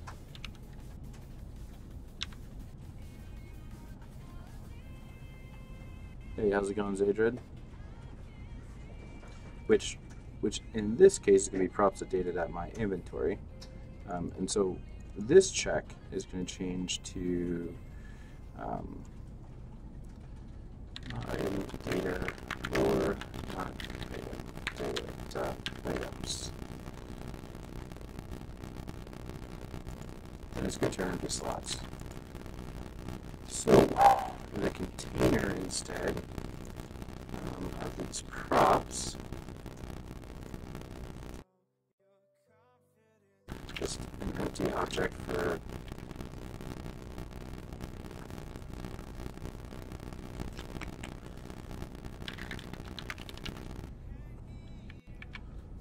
just pass an empty object there, and then an inventory body. The distribute is going to be props.data.myInventory.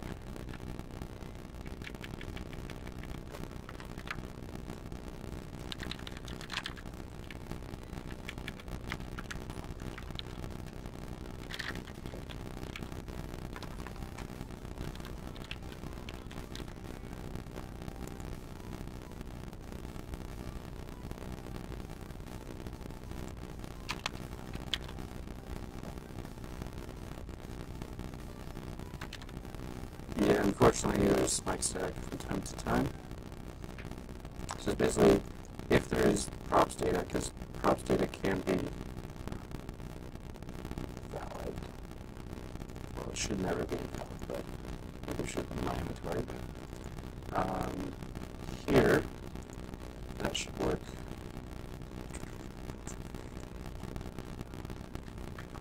Once it's done building.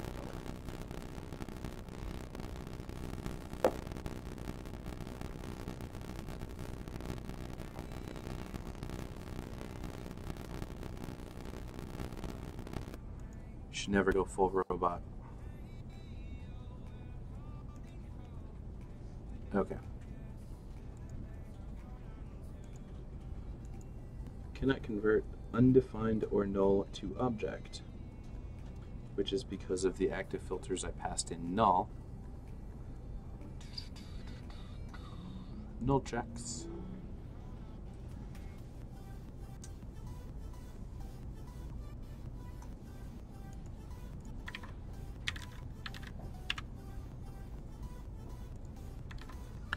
As active.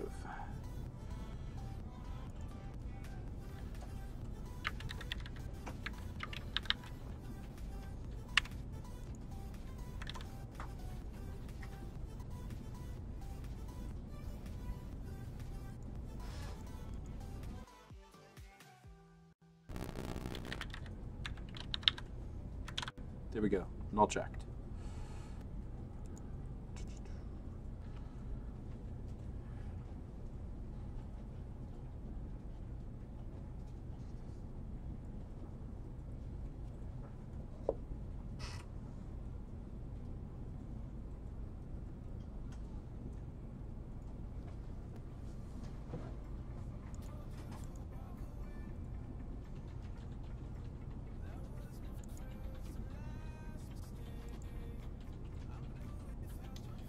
Cannot read property my inventory of undefined. Distribute items, no filter.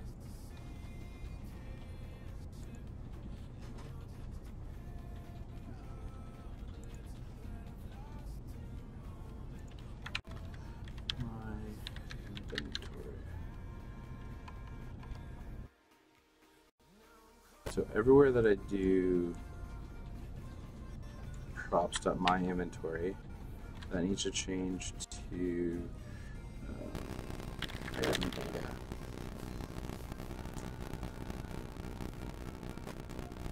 Which uses this.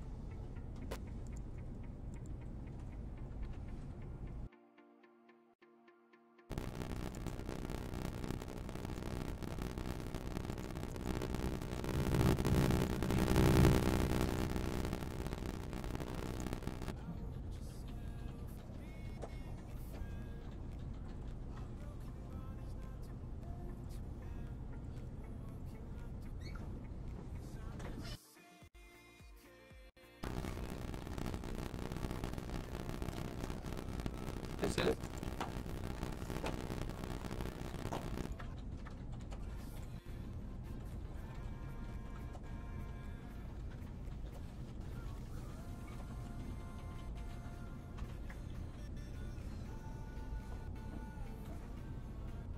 It is potentially connection issues. Alright, that didn't build, so we likely had an error.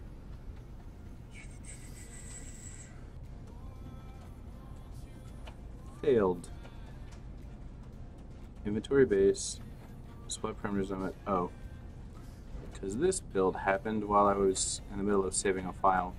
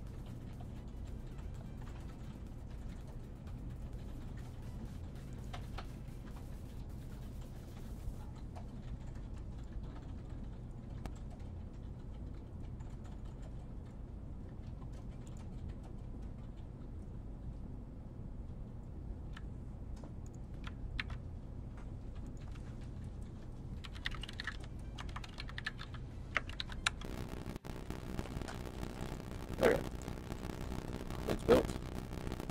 Sorry, was helping some people on Discord. Okay. Look, now we have slots. Yay. The slots are not centered because I need to adjust their CSS. Rows fitting almost nicely. Let's make it a little bit larger and make these all centered.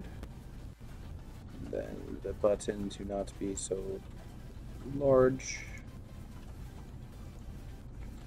which we can do here.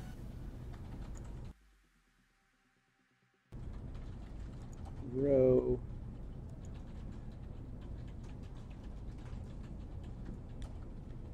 We would add in a margin auto.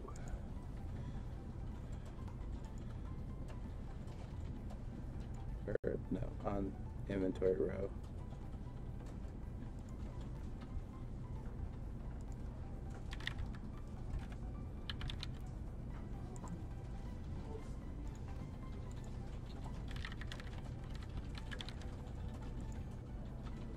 Nope.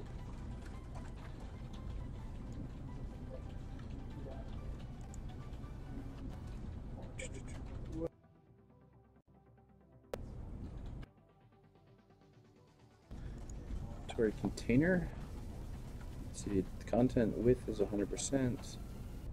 Height, overflow auto.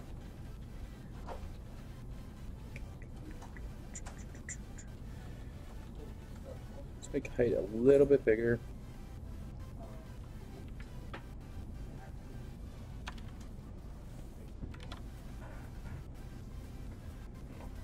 I don't know why emotes are all spinny things. I see emotes.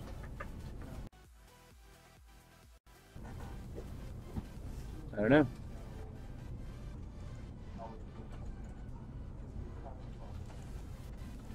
Or is it on the stream spinny things? Because I haven't been looking at the actual stream.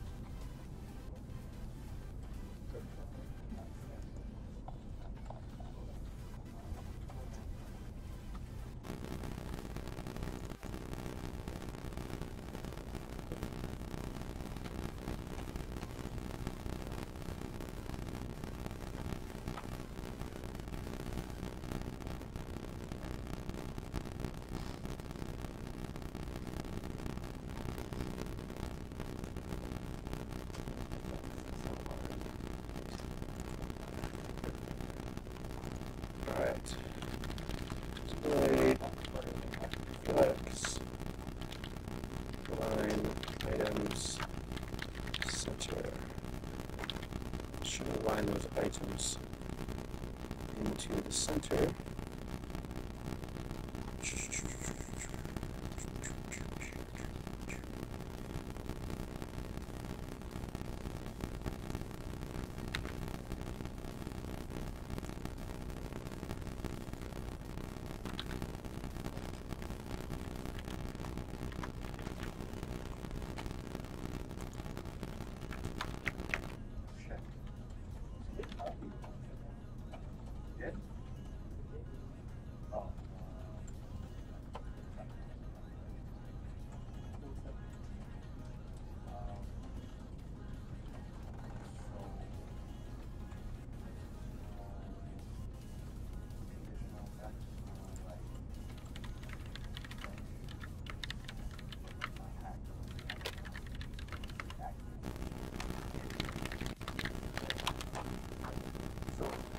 Alright, so that is built.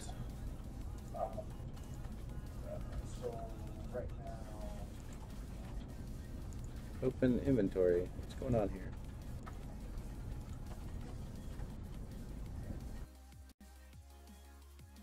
The page is not working.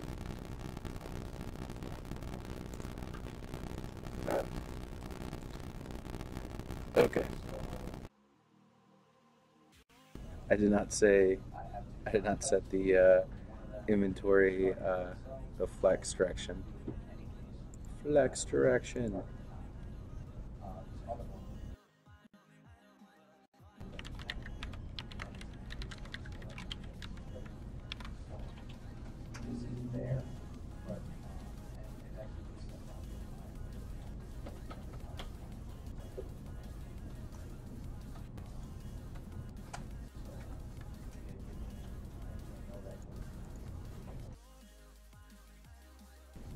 Alright, also, AJ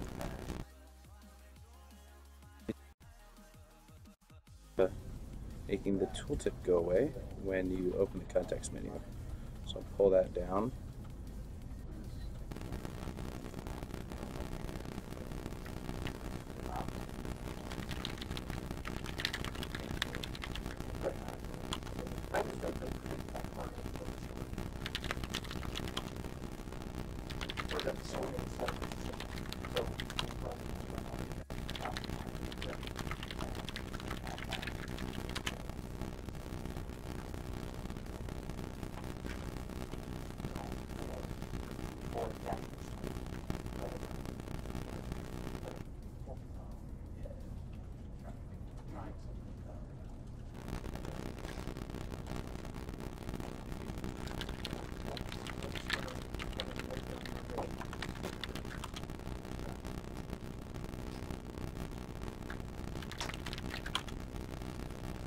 Failed. Changed. Well, I made a huge amount of changes in body. So let's see. Inventory row.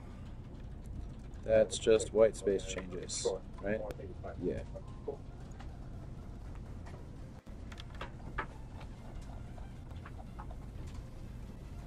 And then inventory body. It's like everything changed.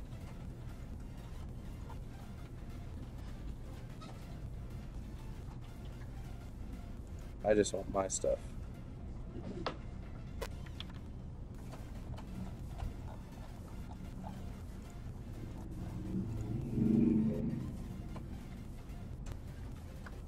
Good. Merged.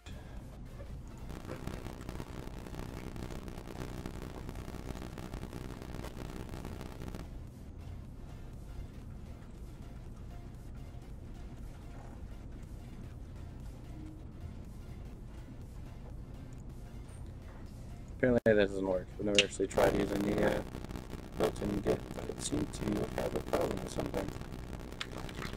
So, yeah, now it committed. It just gave me an error message. Yeah. Okay.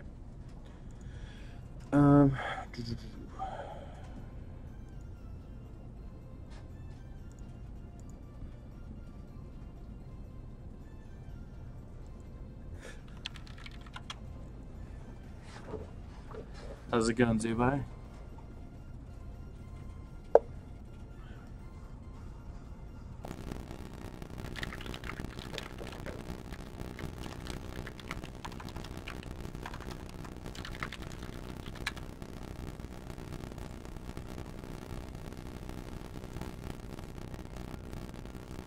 Errors.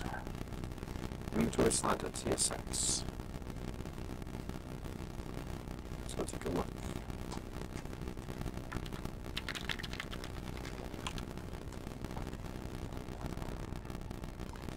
This on context.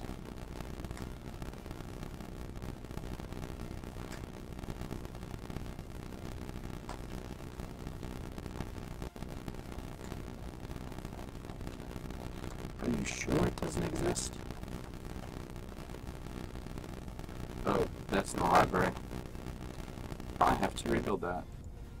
So.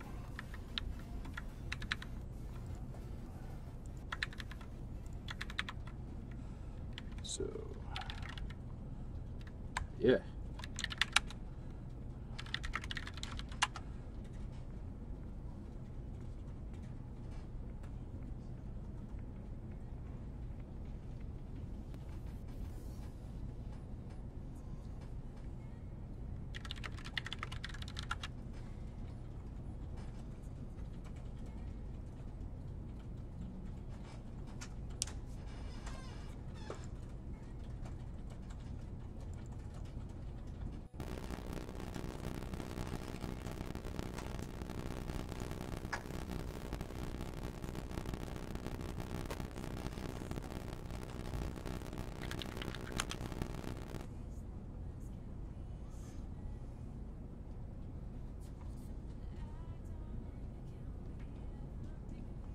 Such robot-y.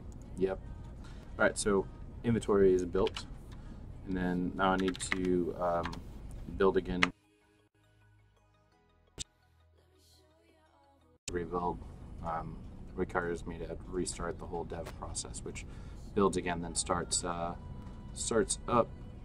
our debug window. It'll like open a new browser.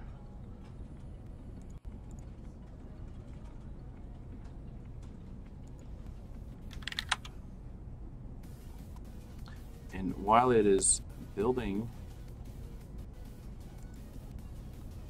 in here, I'm going to go grab a drink.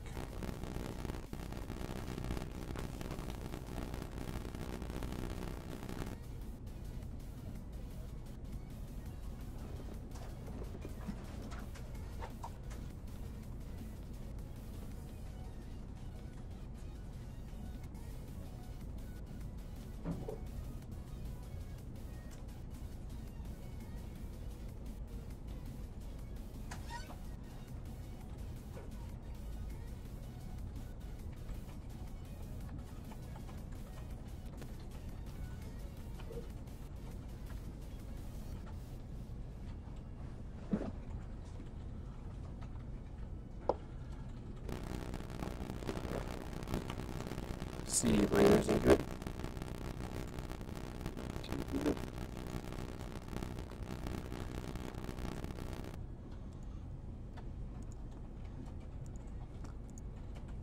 Did the build finish? Ah, it did, yeah. So that's why the browser is up front, because it opened a new one. Okay. Now, AJ's thing should make this go away. Yeah, there we go. Context menu's open, then the tooltip goes away. Ah, yeah.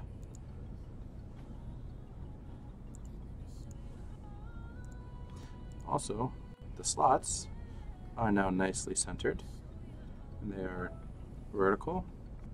And then you go add empty row button, which works, and you can add more rows. What I don't like is how much extra space we have on the sides, because we could totally fit another slot. So, why is that?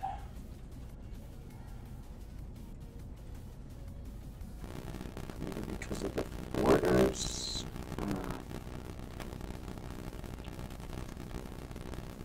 Let's see what the width of this thing is. It's 871.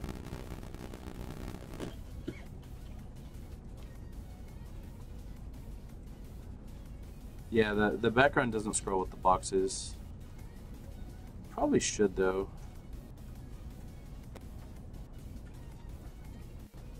Well, the background's fixed, but it does look kind of weird that it doesn't it?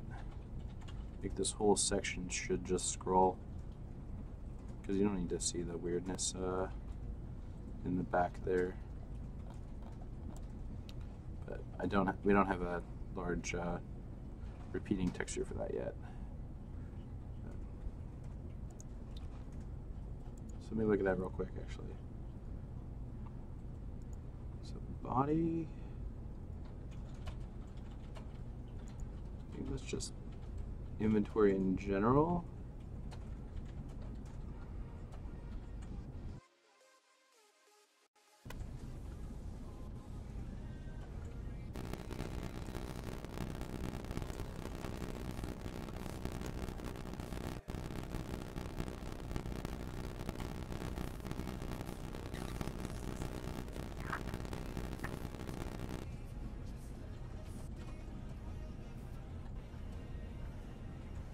Right, so background. No, that's different.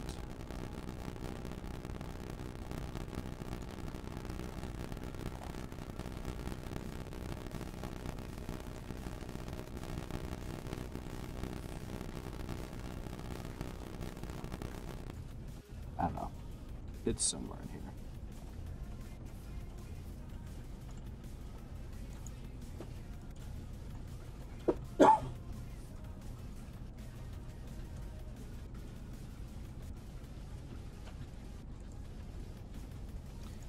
Okay.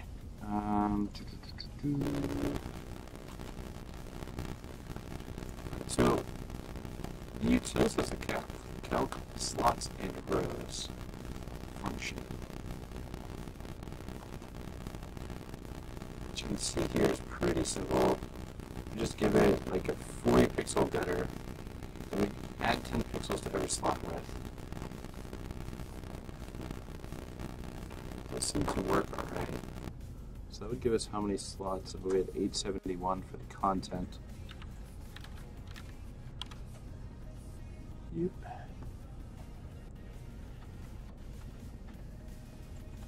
So it'd be 871 minus 40. And that's divided by the slot width is currently 60, so it'd be 70, which gives me 11.8 slots. It does? What is the asymmetric cube? Because it's one word. Oh. 1, 2, 3, 4, 5, 6, 7, 8, 9, 10, 11 slots. Yeah. Yeah.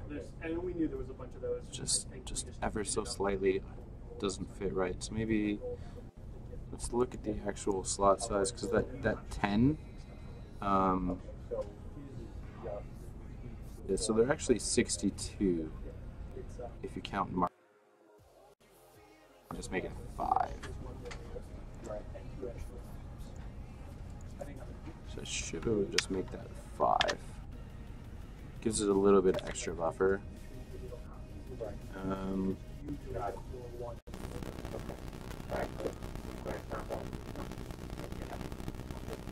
So you need it to be completely perpendicular to 4, so that'd be like the exact size. Like 40 pixels getter.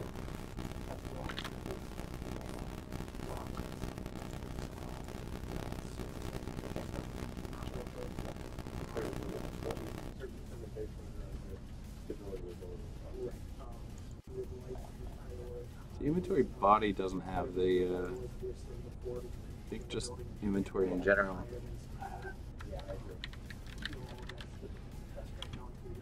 Has the background? Nope.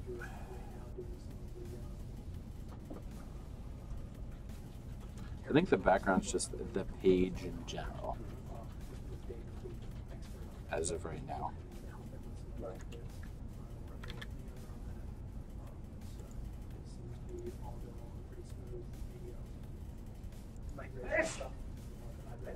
Yeah, so the background is like the whole page in general.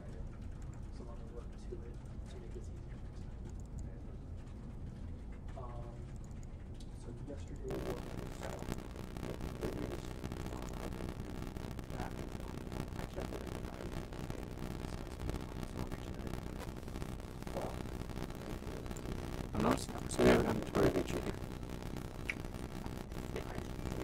VG. This is just programmer stuff. So this one, we got no repeat centered, so let's just get rid of that. And it should just repeat.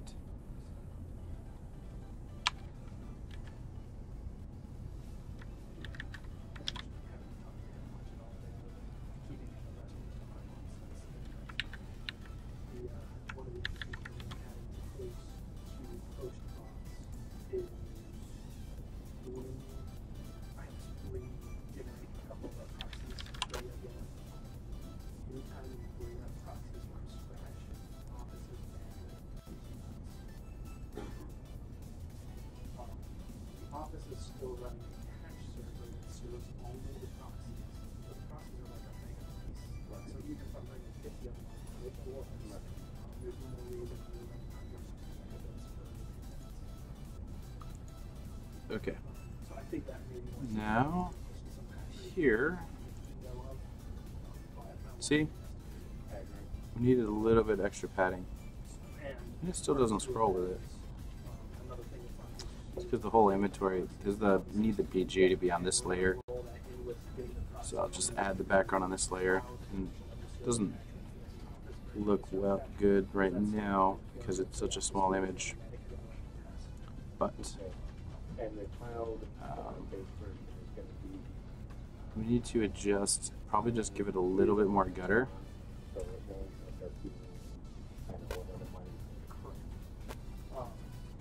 This one actually isn't much of a problem because it's fine-tuning numbers. That's going to go on inventory body here.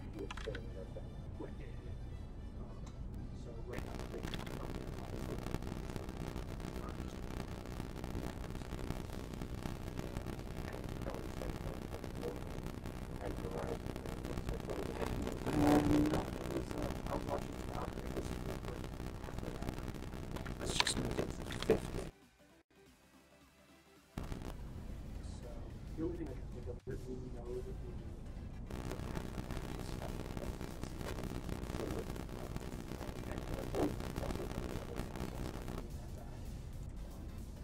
so this is a slightly different pattern that serves the server, so there's maybe some extra stuff in there that even though it doesn't need it to run the proxy for other reasons. Right.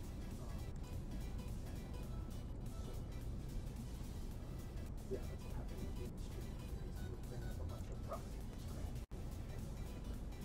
So, I'll add that to our do independent then.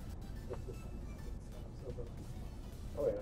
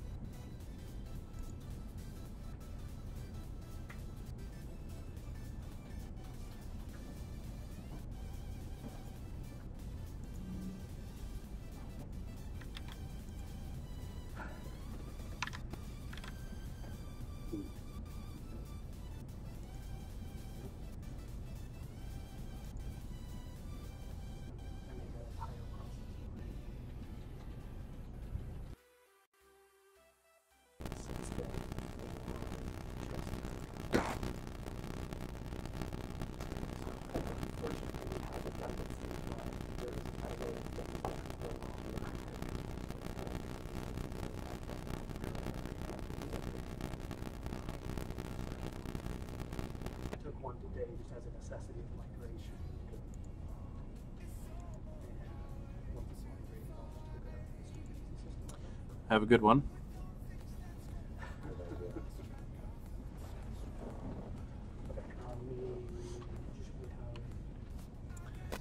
It's so close.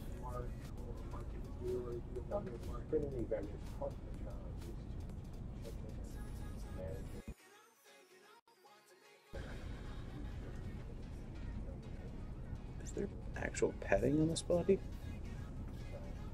I mean, normally I do this just because it's Haha. I want that to be part of the code. Goodbye. Random padding that's on there. If you guys have this conversation, We have that. like, why is it not fitting?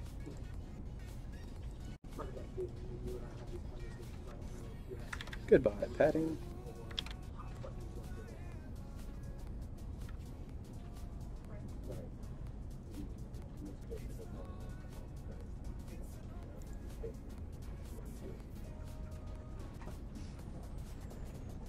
So you just want to have Brittany get that for you? Yeah, that'd be great.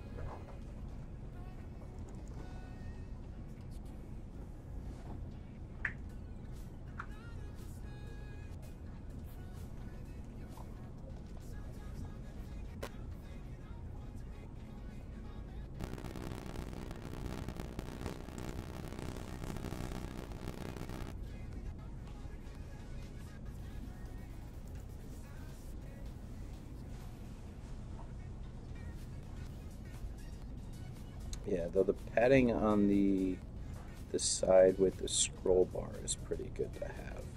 So you can grab the scroll bar easier.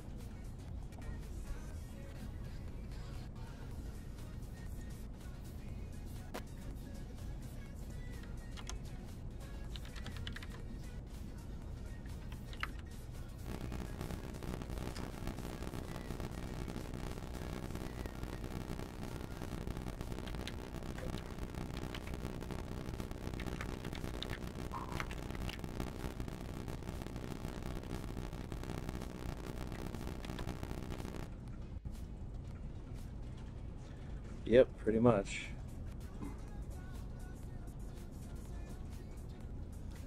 A lot of just iteration to make it look just right. It looks like we don't really have much space here, so we need to adjust that math a little bit. Which that seems like a lot.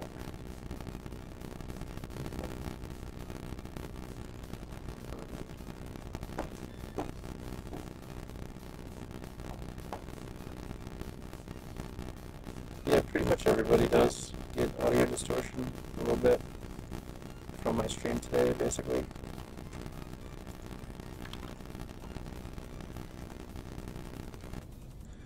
Let's rebuild with that change.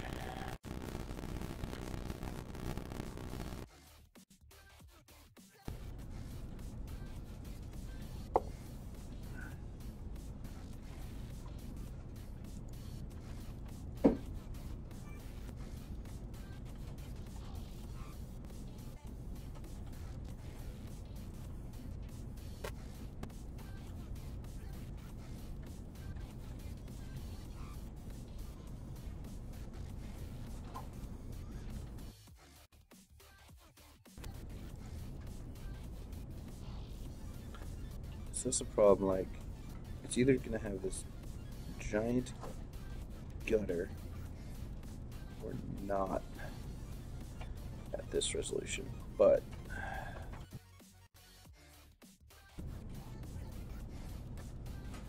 not fitting.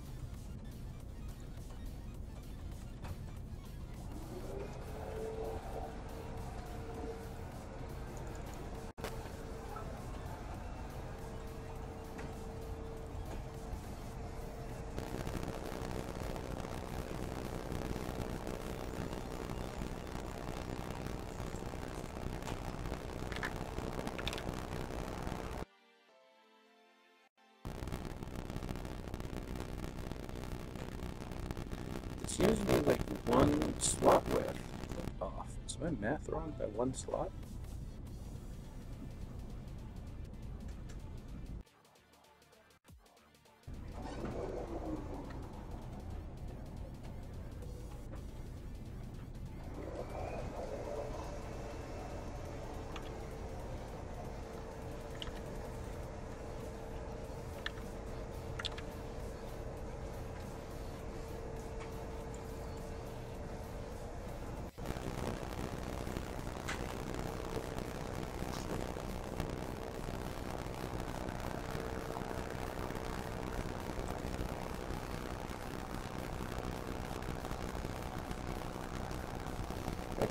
Now this little container inventory looks better. So the slots fit in nicely. slightly off on the top and bottom there.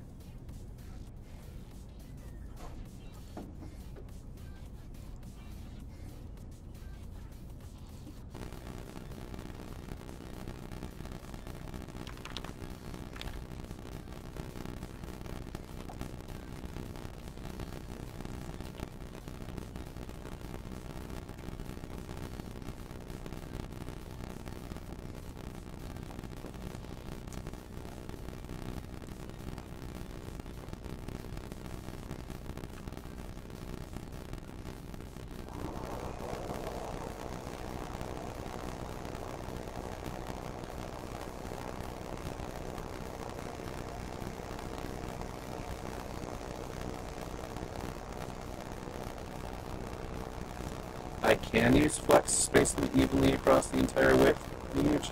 However, that does not look as good because you get random weird spacing on your X versus on the Y. So the Y spacing would not be the same. So, like, you know, the in between the slots versus left and right.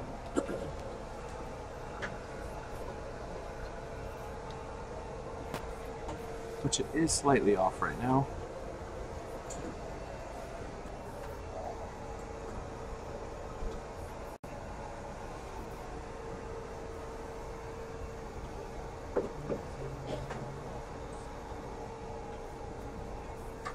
But like it gets very noticeable, and it's just weird and awkward that way.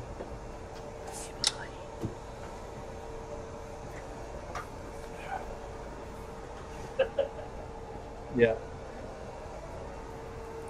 But so that's good. So you get your 2 slots.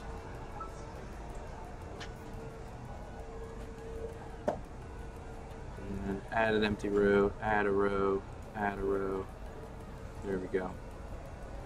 So your little inside mini container can have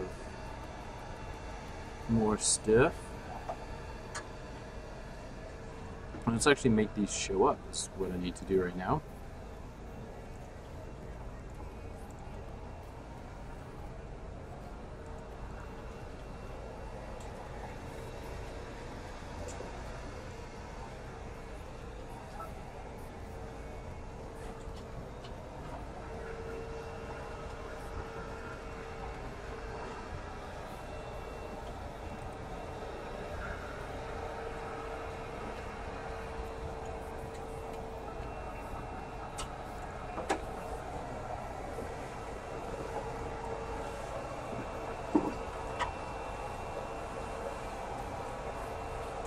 So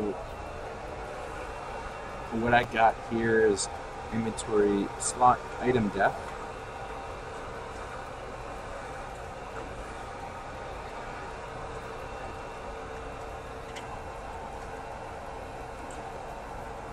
Very loud vacuum.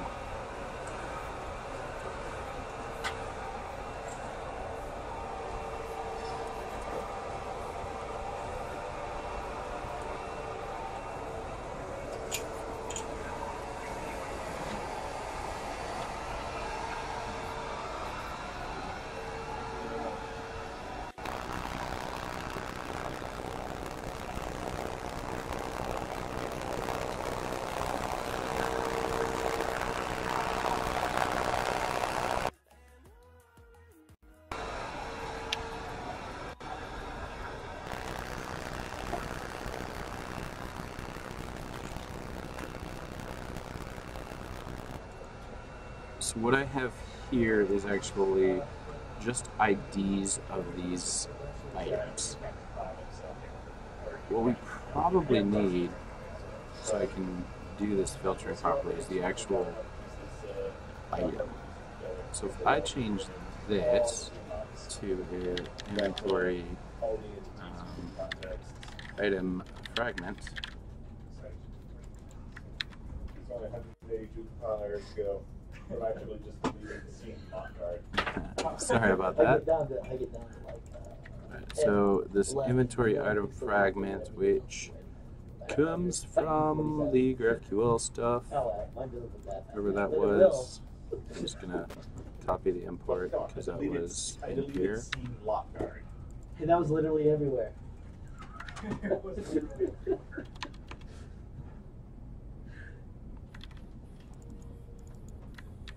Okay. So that uses that, and then like everything is going to be broken for a brief few moments here. See all the brokenness.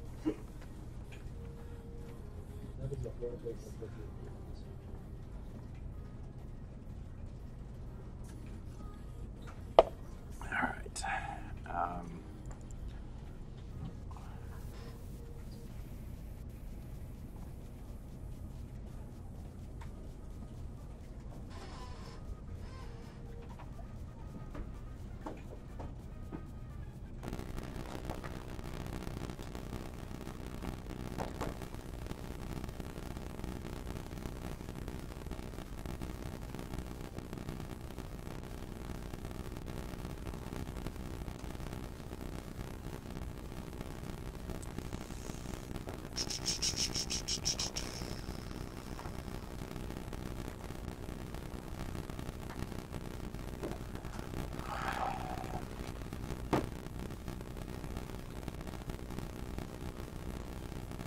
I should probably do, since that's going to come through here, what I have here is what I need to do is turn this not into a props. What it needs to be is that other object that I used on here, this item data object, because that's what it's going to be. So that's all we actually use these props for, right? We don't even use the props in this function. Okay. You know.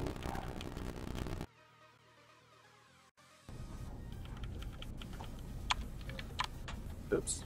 Problem.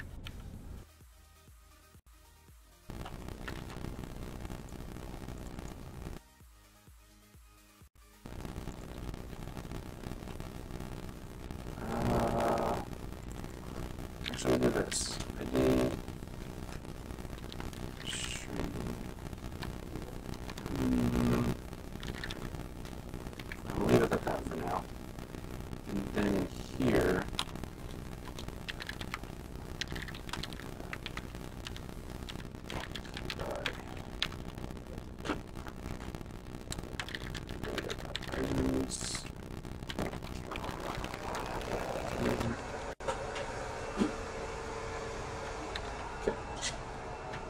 Now I have all these IDs,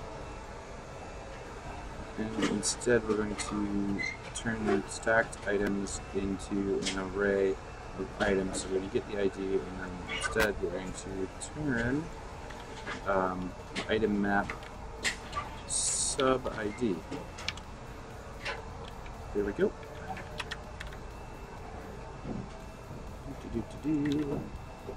Okay.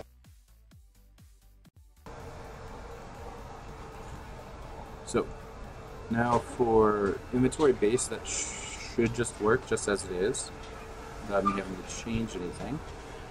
Or inventory body rather. Maybe. Oh no, yeah.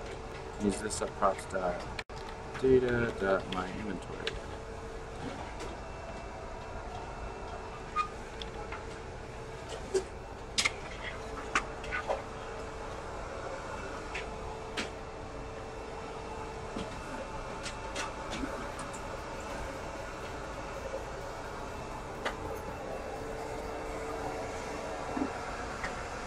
Here in inventory container, I'm just going to mute for a few.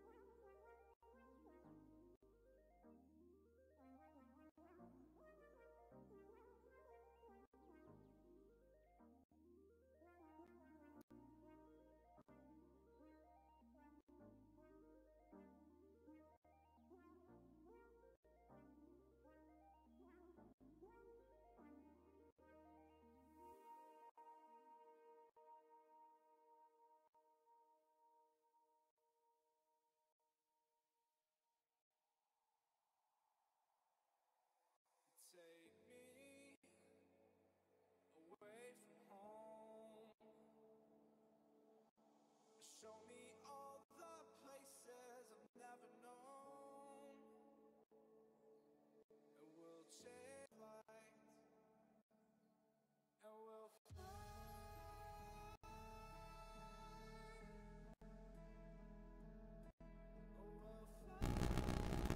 Okay, I'm back.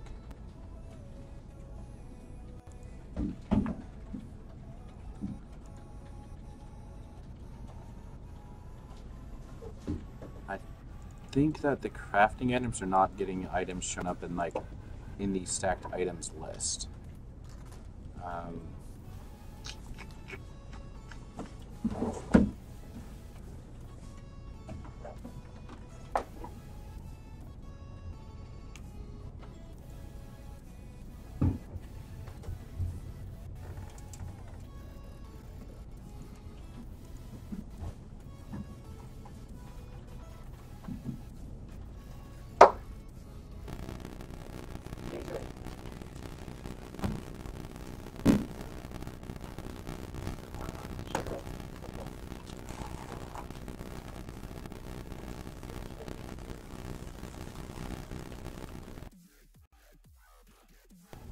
So there are 5 items in there.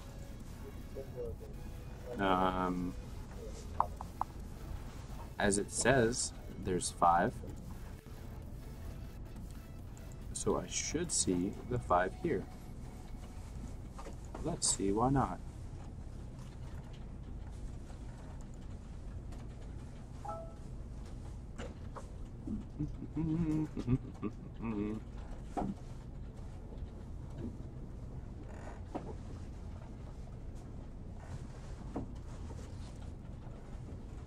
Create row elements. Item data.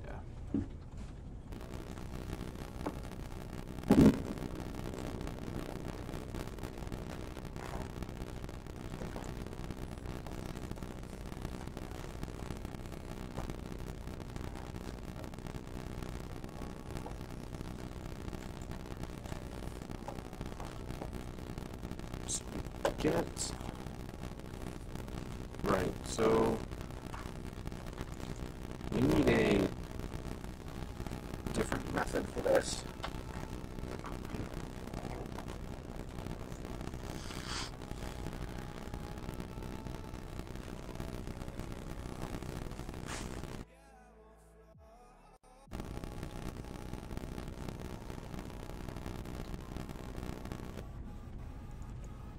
And also, none of these actually have slots.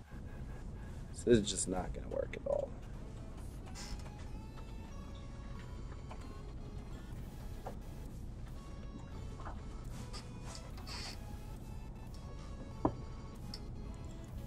Because there's not going to be any slots per row.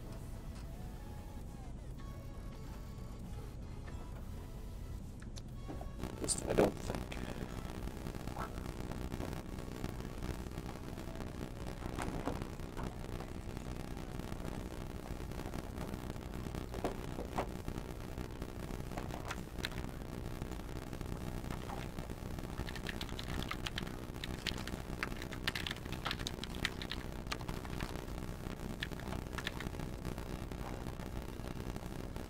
So for right now, copy this code and just render it in this container.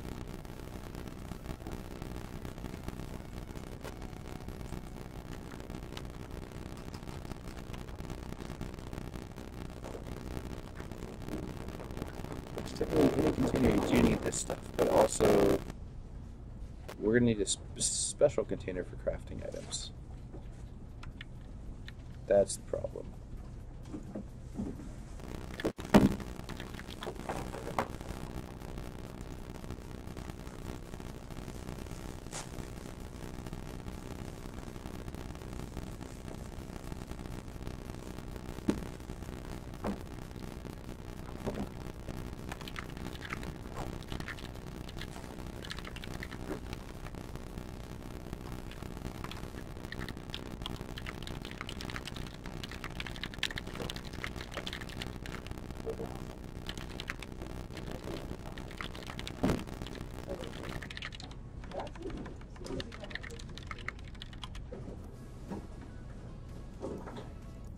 Okay.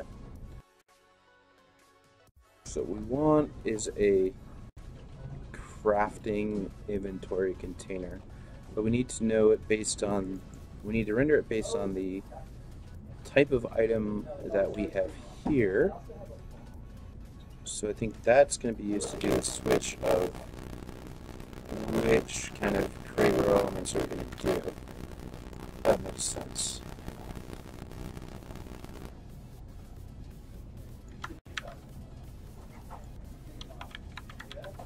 So create row elements for crafting items, which is going to show all the crafting items individually.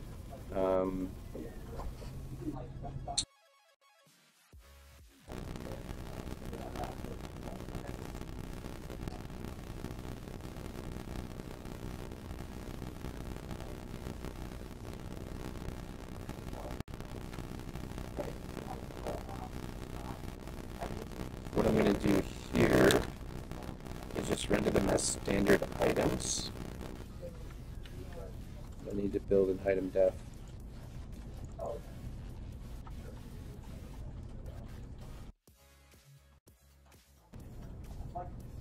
Yeah, we'll get rid of that.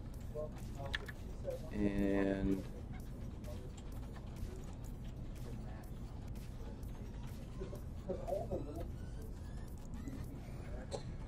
slot index is just going to increment with every slot. Plus slot index. Since they're not actually these crafting items, you don't get to sort them inside the slot right now. Item ID will be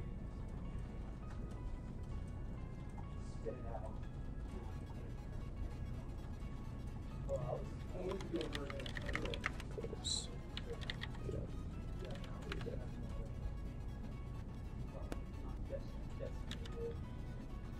Items.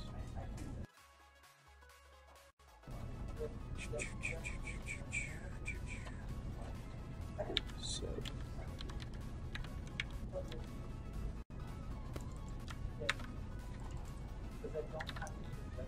ID.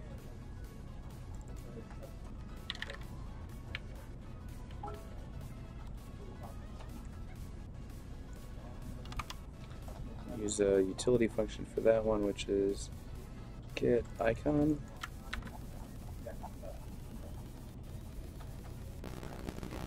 Get icon, which takes an item. Don't need to do the map part of it. And just render all the contained crafting items.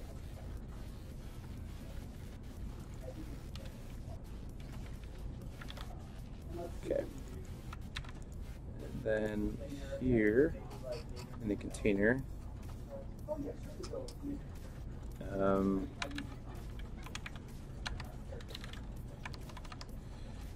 let row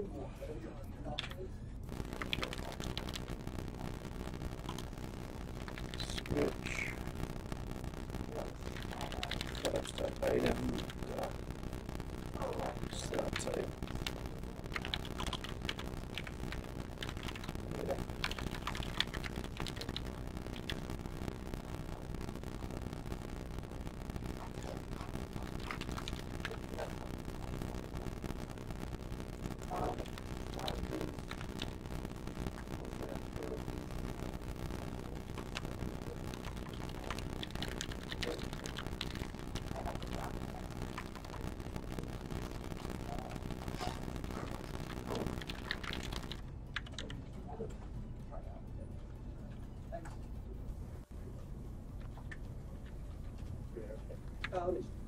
Everything's okay.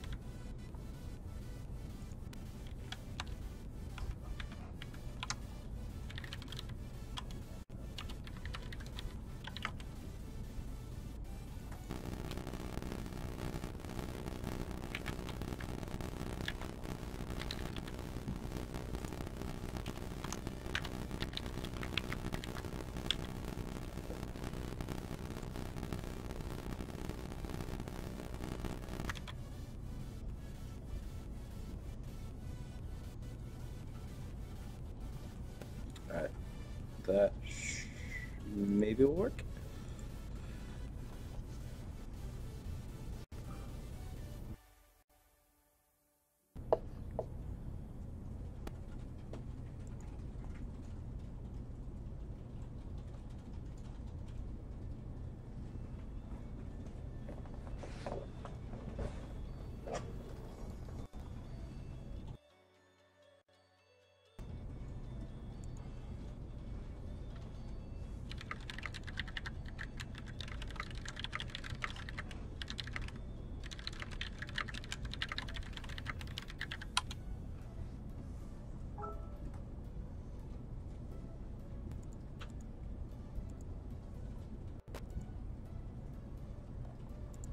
Oh no.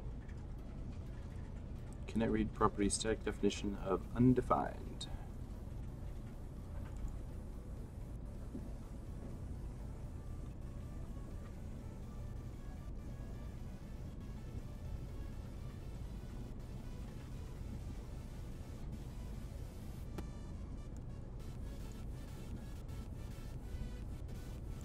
So apparently in here,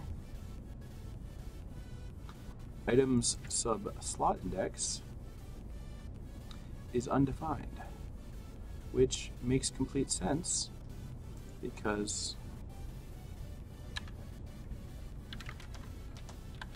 item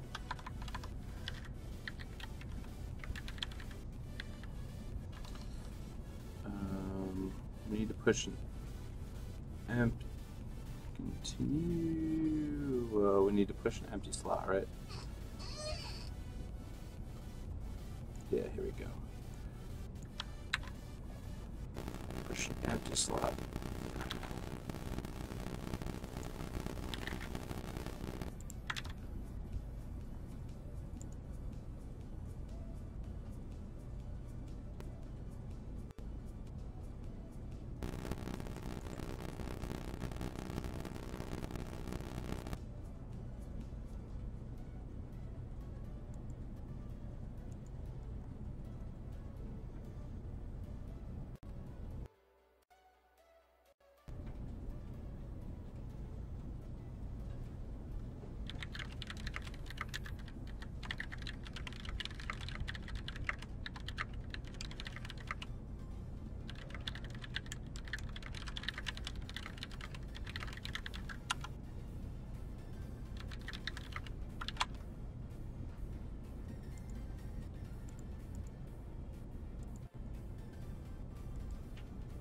Hey, look, now we got items. So that's lead. Lid, that's equality 0.03, which should we say 3%. There we go.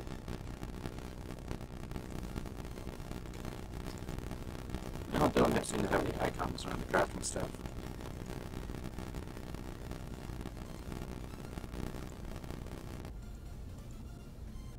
Which you can also have two containers open at the same time. You know, as many as you want, just as long as they're in different rows.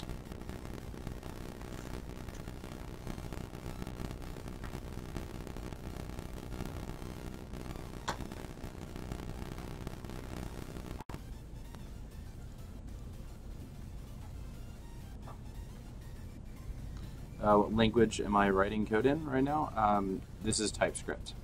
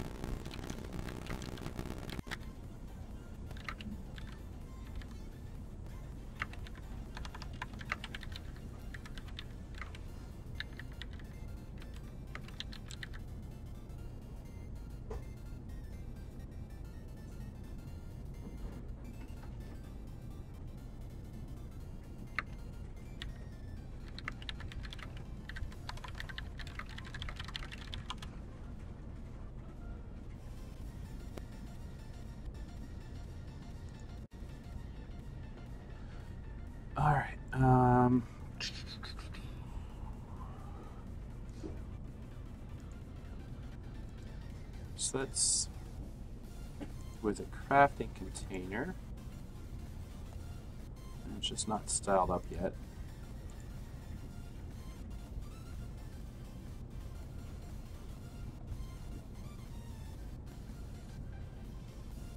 Alright, so a header is going to be generated based on the type as well. Header equal whatever. And then here, for if it's a crafting container, header equals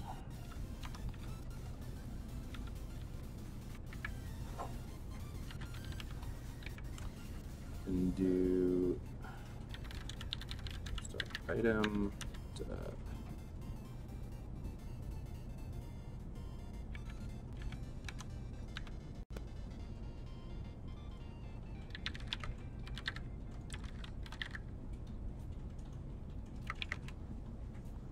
I forget what I had in my design for that.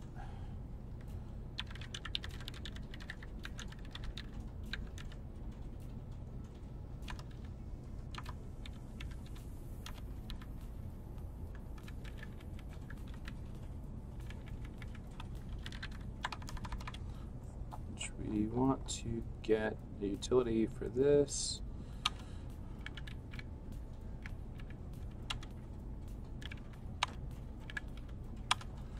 Get name.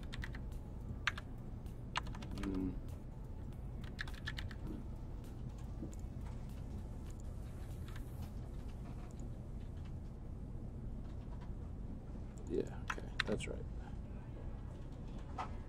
So we want to do the item's name first. Item.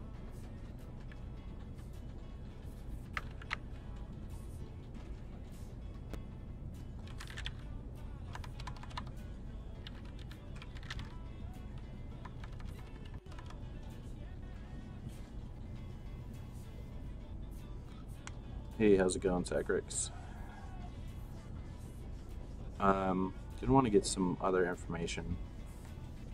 Probably make a function to generate this, but for right now, we're going to just do like the count as well. Props.items.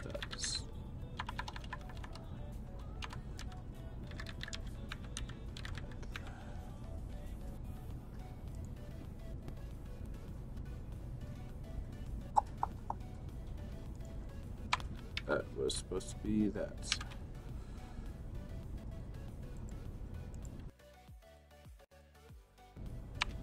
And this one's just going to be that for now. Here we're going to have header.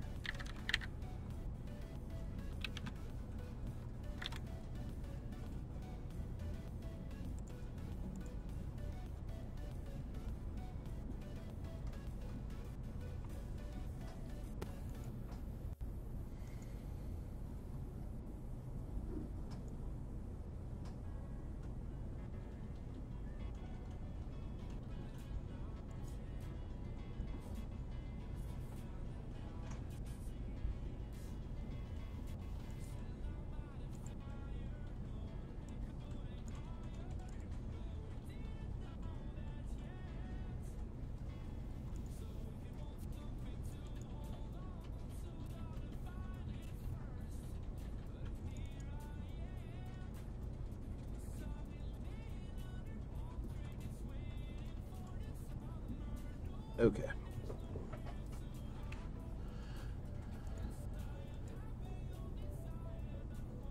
Well, something didn't build.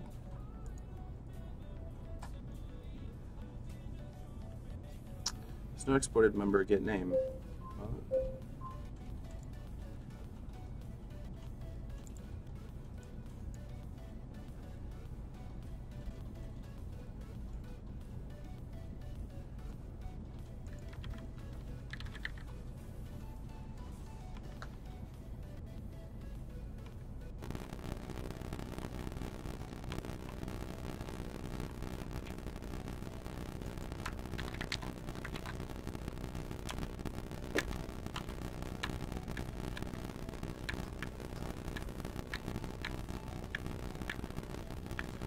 that's actually not used.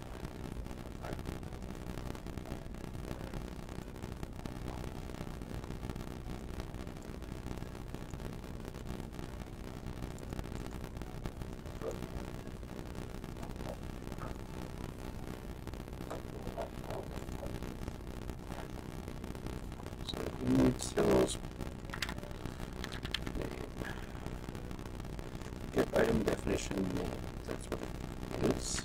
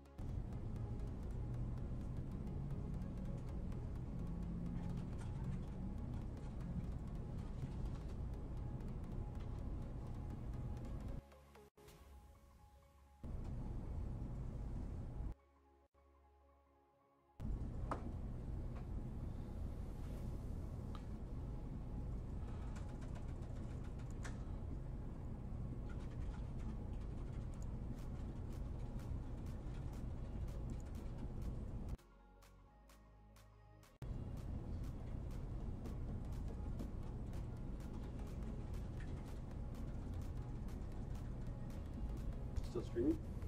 Yes. You doing anything cool, or is it all really boring?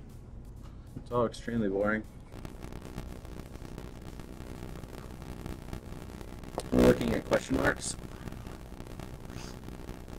Notice Oh yeah. all the question marks. Oh, and like why are they there when they should be something else? Well, we don't have icons for any of the crafting materials Oh, okay. set up. So they are all question marks. Also, we have some swords that have no icons. Do you want to make a list, or? You know, this is just the items that are in AJ's inventory. So like, I don't have a comprehensive list of all of the items in the game in order to know which ones do or do not have There are icons. not that many swords and armor pieces, so I can't imagine. I mean, it's possible Ku missed a couple, but I mean, there's yeah, I see. there's like, you know, that's a fairy sword, that's a fairy sword, so those are two the same. Yeah, if you just want to make a It's list. two blackened swords, got two underground swords. There's no duplicated swords in here. Yeah, so it's like 2, 4, 6. Yeah. And then these crafting ones, which we don't have icons for, too. I'm just using question marks for that. Okay. Just, it was originally like, it was like a little substance icon that was used in the other one. If I need to stress Ku out more, and I'm saying this jokingly because I'm on stream with more shit to do, then just let me know. Ku loves getting stuff to do. Yeah, I know. He's excited about all the UI work. Yeah, he's working on the skill bar right now. Yeah, but I just queued up. I listed you on a card for we don't have buff and debuff icons. We So we'll do follow- not, but I figured that those would be related to their item components somehow, because the way we get, like, we don't have any skills specifically or effects either, but those kind of icons, the buff debuff icons. Clearly something needs to be decided. That's Yeah. basically what that card is. It's like, hey, we don't have Yeah, yeah. these. Well, yeah, I mean, as of right now, we could just we have like a whole like couple hundred just random skill icons. And the damage type stuff too. So, The damage type icons are not going to be displayed on the actual buff and debuff. They'll be displayed on the tooltips. oh, okay. You're Yeah. already using them. I was just I'm not thinking, using like, them hey, right I've got a slow. Oh, that kind of looks like a slow. Oh, well, yeah. So like the skill bar icons. See, I can show you. I can pull them all up. There's on our S3 bucket that we just kind of mirror stuff here. Right. So like skill components, right? There's a Yeah. whole bunch of things in here. which basically all of these we can use you for can skills. use them And buffs so and these would debuffs. be buffs Got and it. debuffs as well. So like, unless you specifically have something you want displayed that can't be kind of fit as just one of these icons. Just I put Ben, you, and Ku on the card and said, JB, do we need these? If you can just reply back what your Yeah. thinking is for right now, and Yeah. just make sure that they're on the same page with you. Yeah, because these are just like kind of based off of the skill descriptions that were on the website. Is what Ku made these things for. Yeah, once we get more UI work in and everything, then we'll want to do a second pass and more. And when we have more skills made by Ben that has descriptions of this is what this skill does, we should make an icon that kind of represents this kind of a thing. Yeah. But right now we just have what's these are on the the website. quick we need icons. Yeah. Yeah. Plus, I want to do more direction around not only the shape of the icons, but also the colors and everything used as the secondary elements Right. that we have. Well, shape-wise, like skill buttons are going to be circles. Yeah, these aren't And as buffs clear and debuffs as. are going to be circles as well. So they'll Oh, just no, have to sorry, be I known mean, to show. These aren't as clear as the vector work he did for the Oh, inventory. right, yeah. Yeah, no, They're- definitely not. They're they're- just icons. They're pictures. Yeah. Yeah. Yep. How's it going again, Zadrid? Welcome back.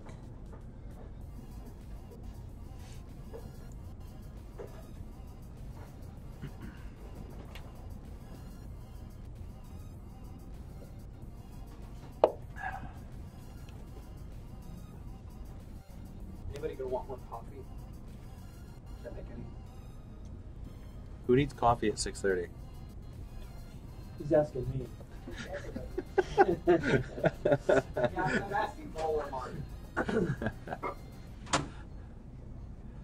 Yep. Yeah. Hooking. So, I on my design here,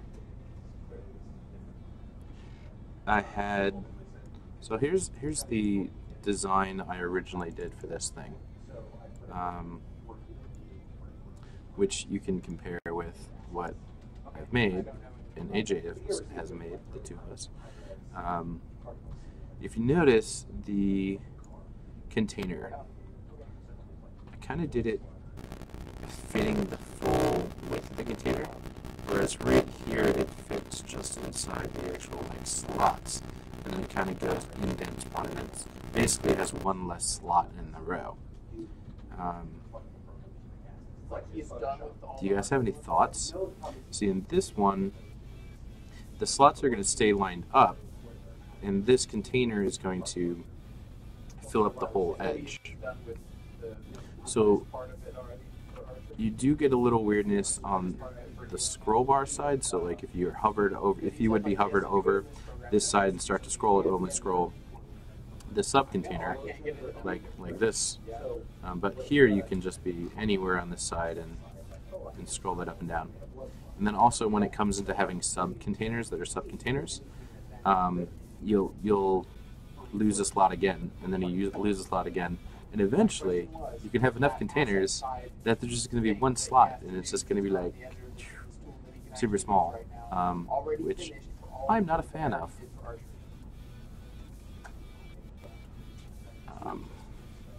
Because continually shrinking inventories is not good, I think. But another thing we could do is, well, yeah, we still need that space for that the scroll bar there.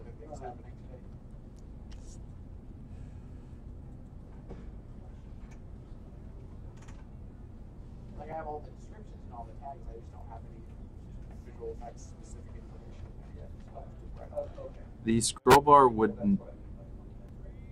not interfere with the main scroll bar. I mean, if you clicked and dragged and you passed over it, it may cause problems.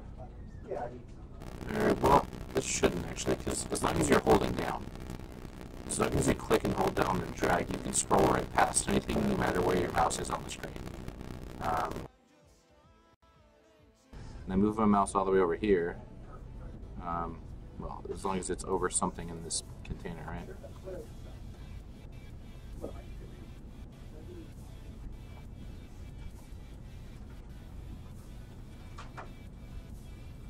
just within the range, I guess.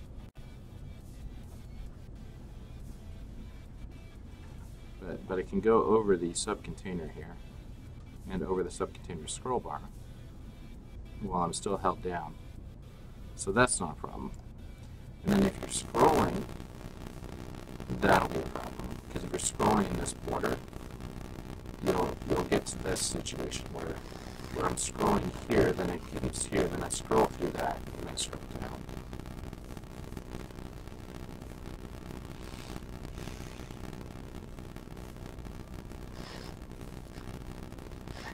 There is a max size right now.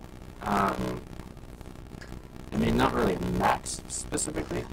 I wanted to do it with 2 rows, but we could, for example, just make the height of it change. So let's look at that real quick. So inventory container, if I take out the height and just let the height automatically fill up, let's see what that looks like.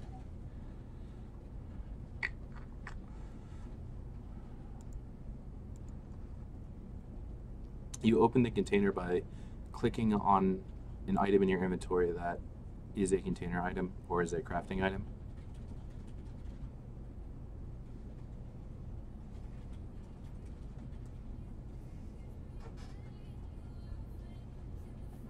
And that is also how you close it. And I was planning on putting like a little X in the container as well to close.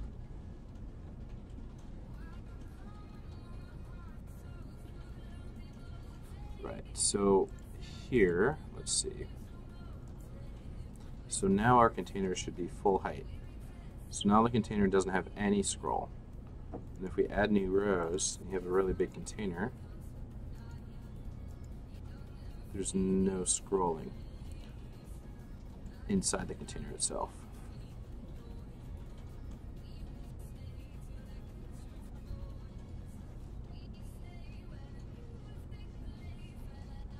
But what I'm thinking is if I get rid of kind of the need for the gutter and the spacing in the border, I should be able to just line up these slots. So if we have no scrolling inside the container, then yeah, there's no issue. So that is a pretty good point there.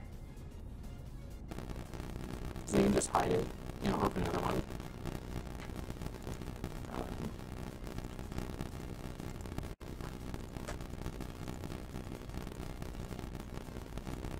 Which, as of right now, the number stay the same if they're on the same row.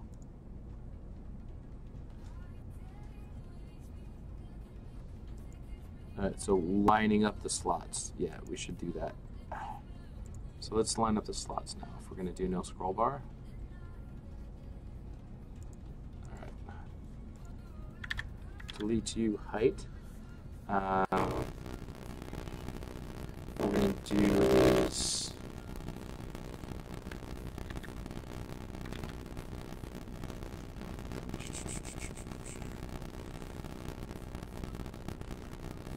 util function.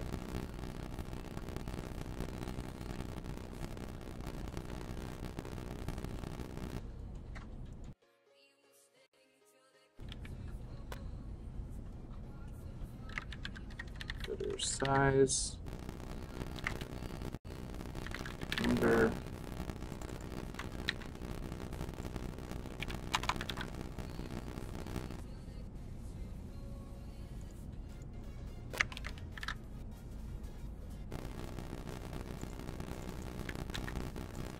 Alright, so then inventory container, when it does the calc, we're just going to put 0 for the gutter size.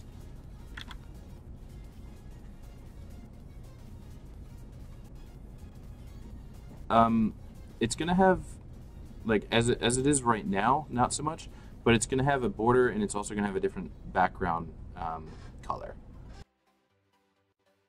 Right now.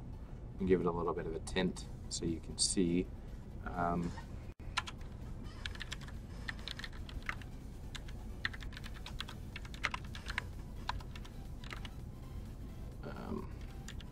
Which right now I'm just going to do black, but it's probably going to be more of a brownish.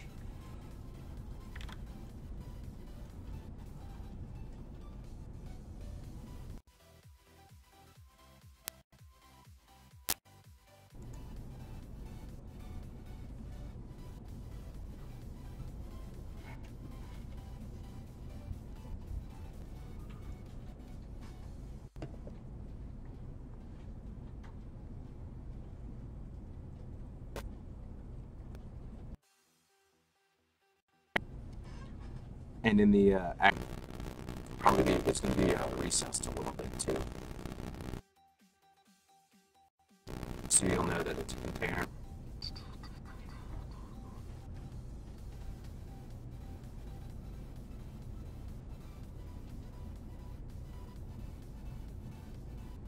Oh, you mean for knowing that something is a container, as that is an inventory item?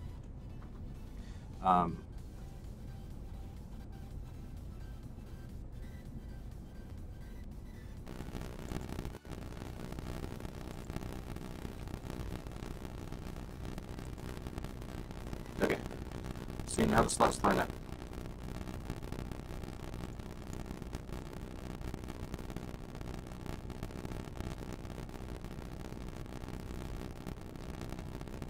And that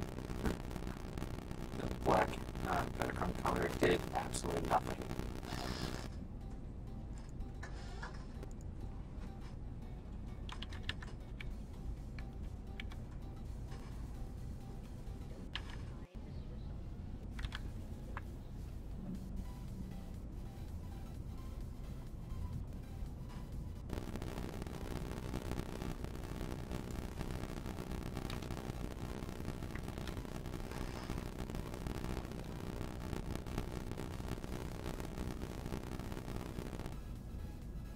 When it scrolls, it's not going to scroll. We killed the scrolling.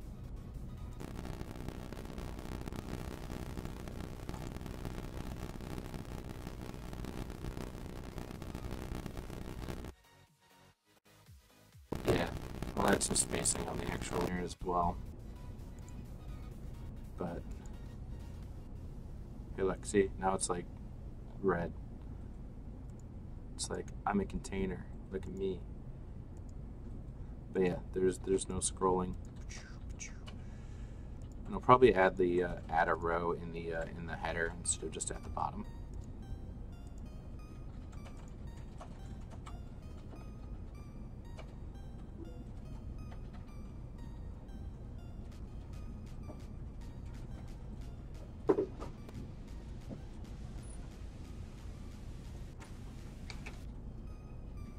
Oh, knowing that which one was actually opened. Yes, yes. Yeah, like there's going to be a border and stuff on effect on it right now. Or not right now, but there will be. Exactly. Can you delete empty rows? Not right now.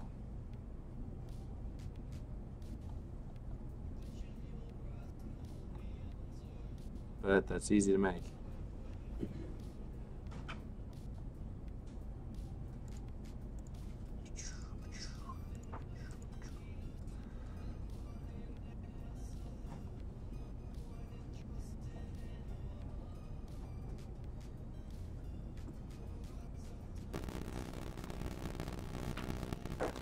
Not right now. I don't persist those extra rows right now.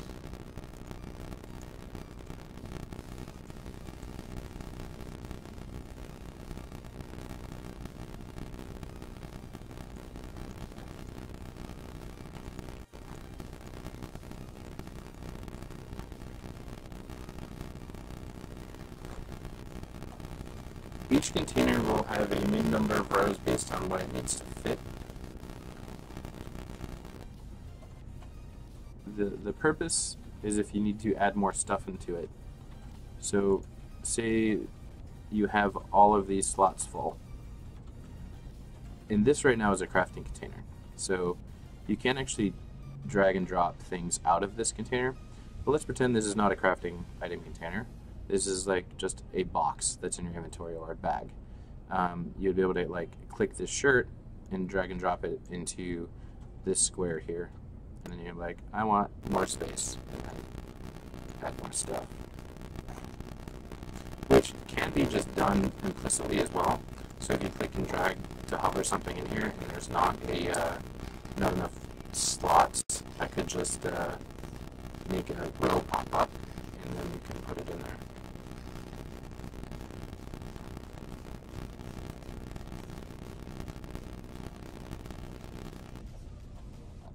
But yeah, I like the no scroll.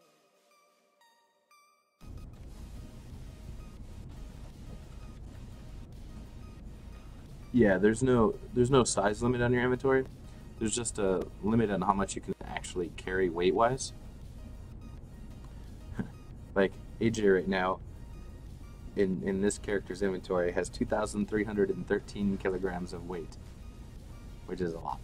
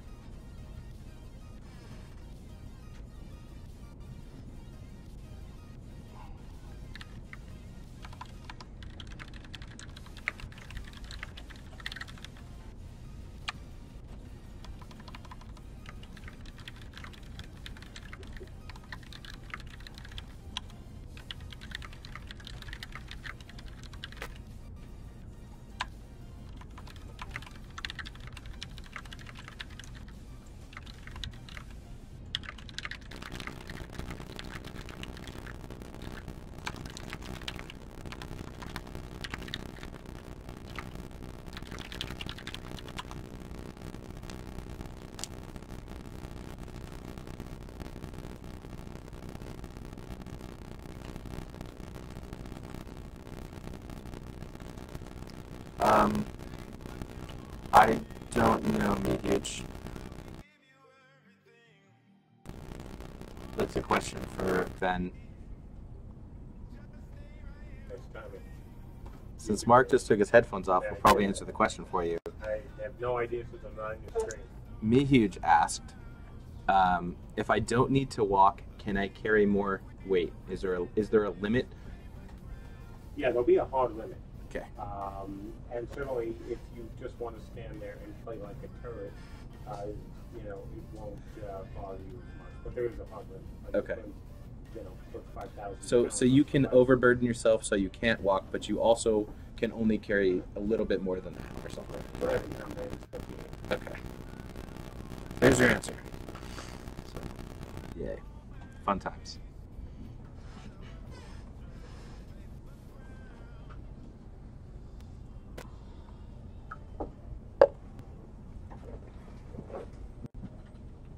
Yeah, there's going to be there'll be an X here, and there will be more nice stuff, which later, because I'm going to end the stream now. So, thanks for hanging out. Have a great night.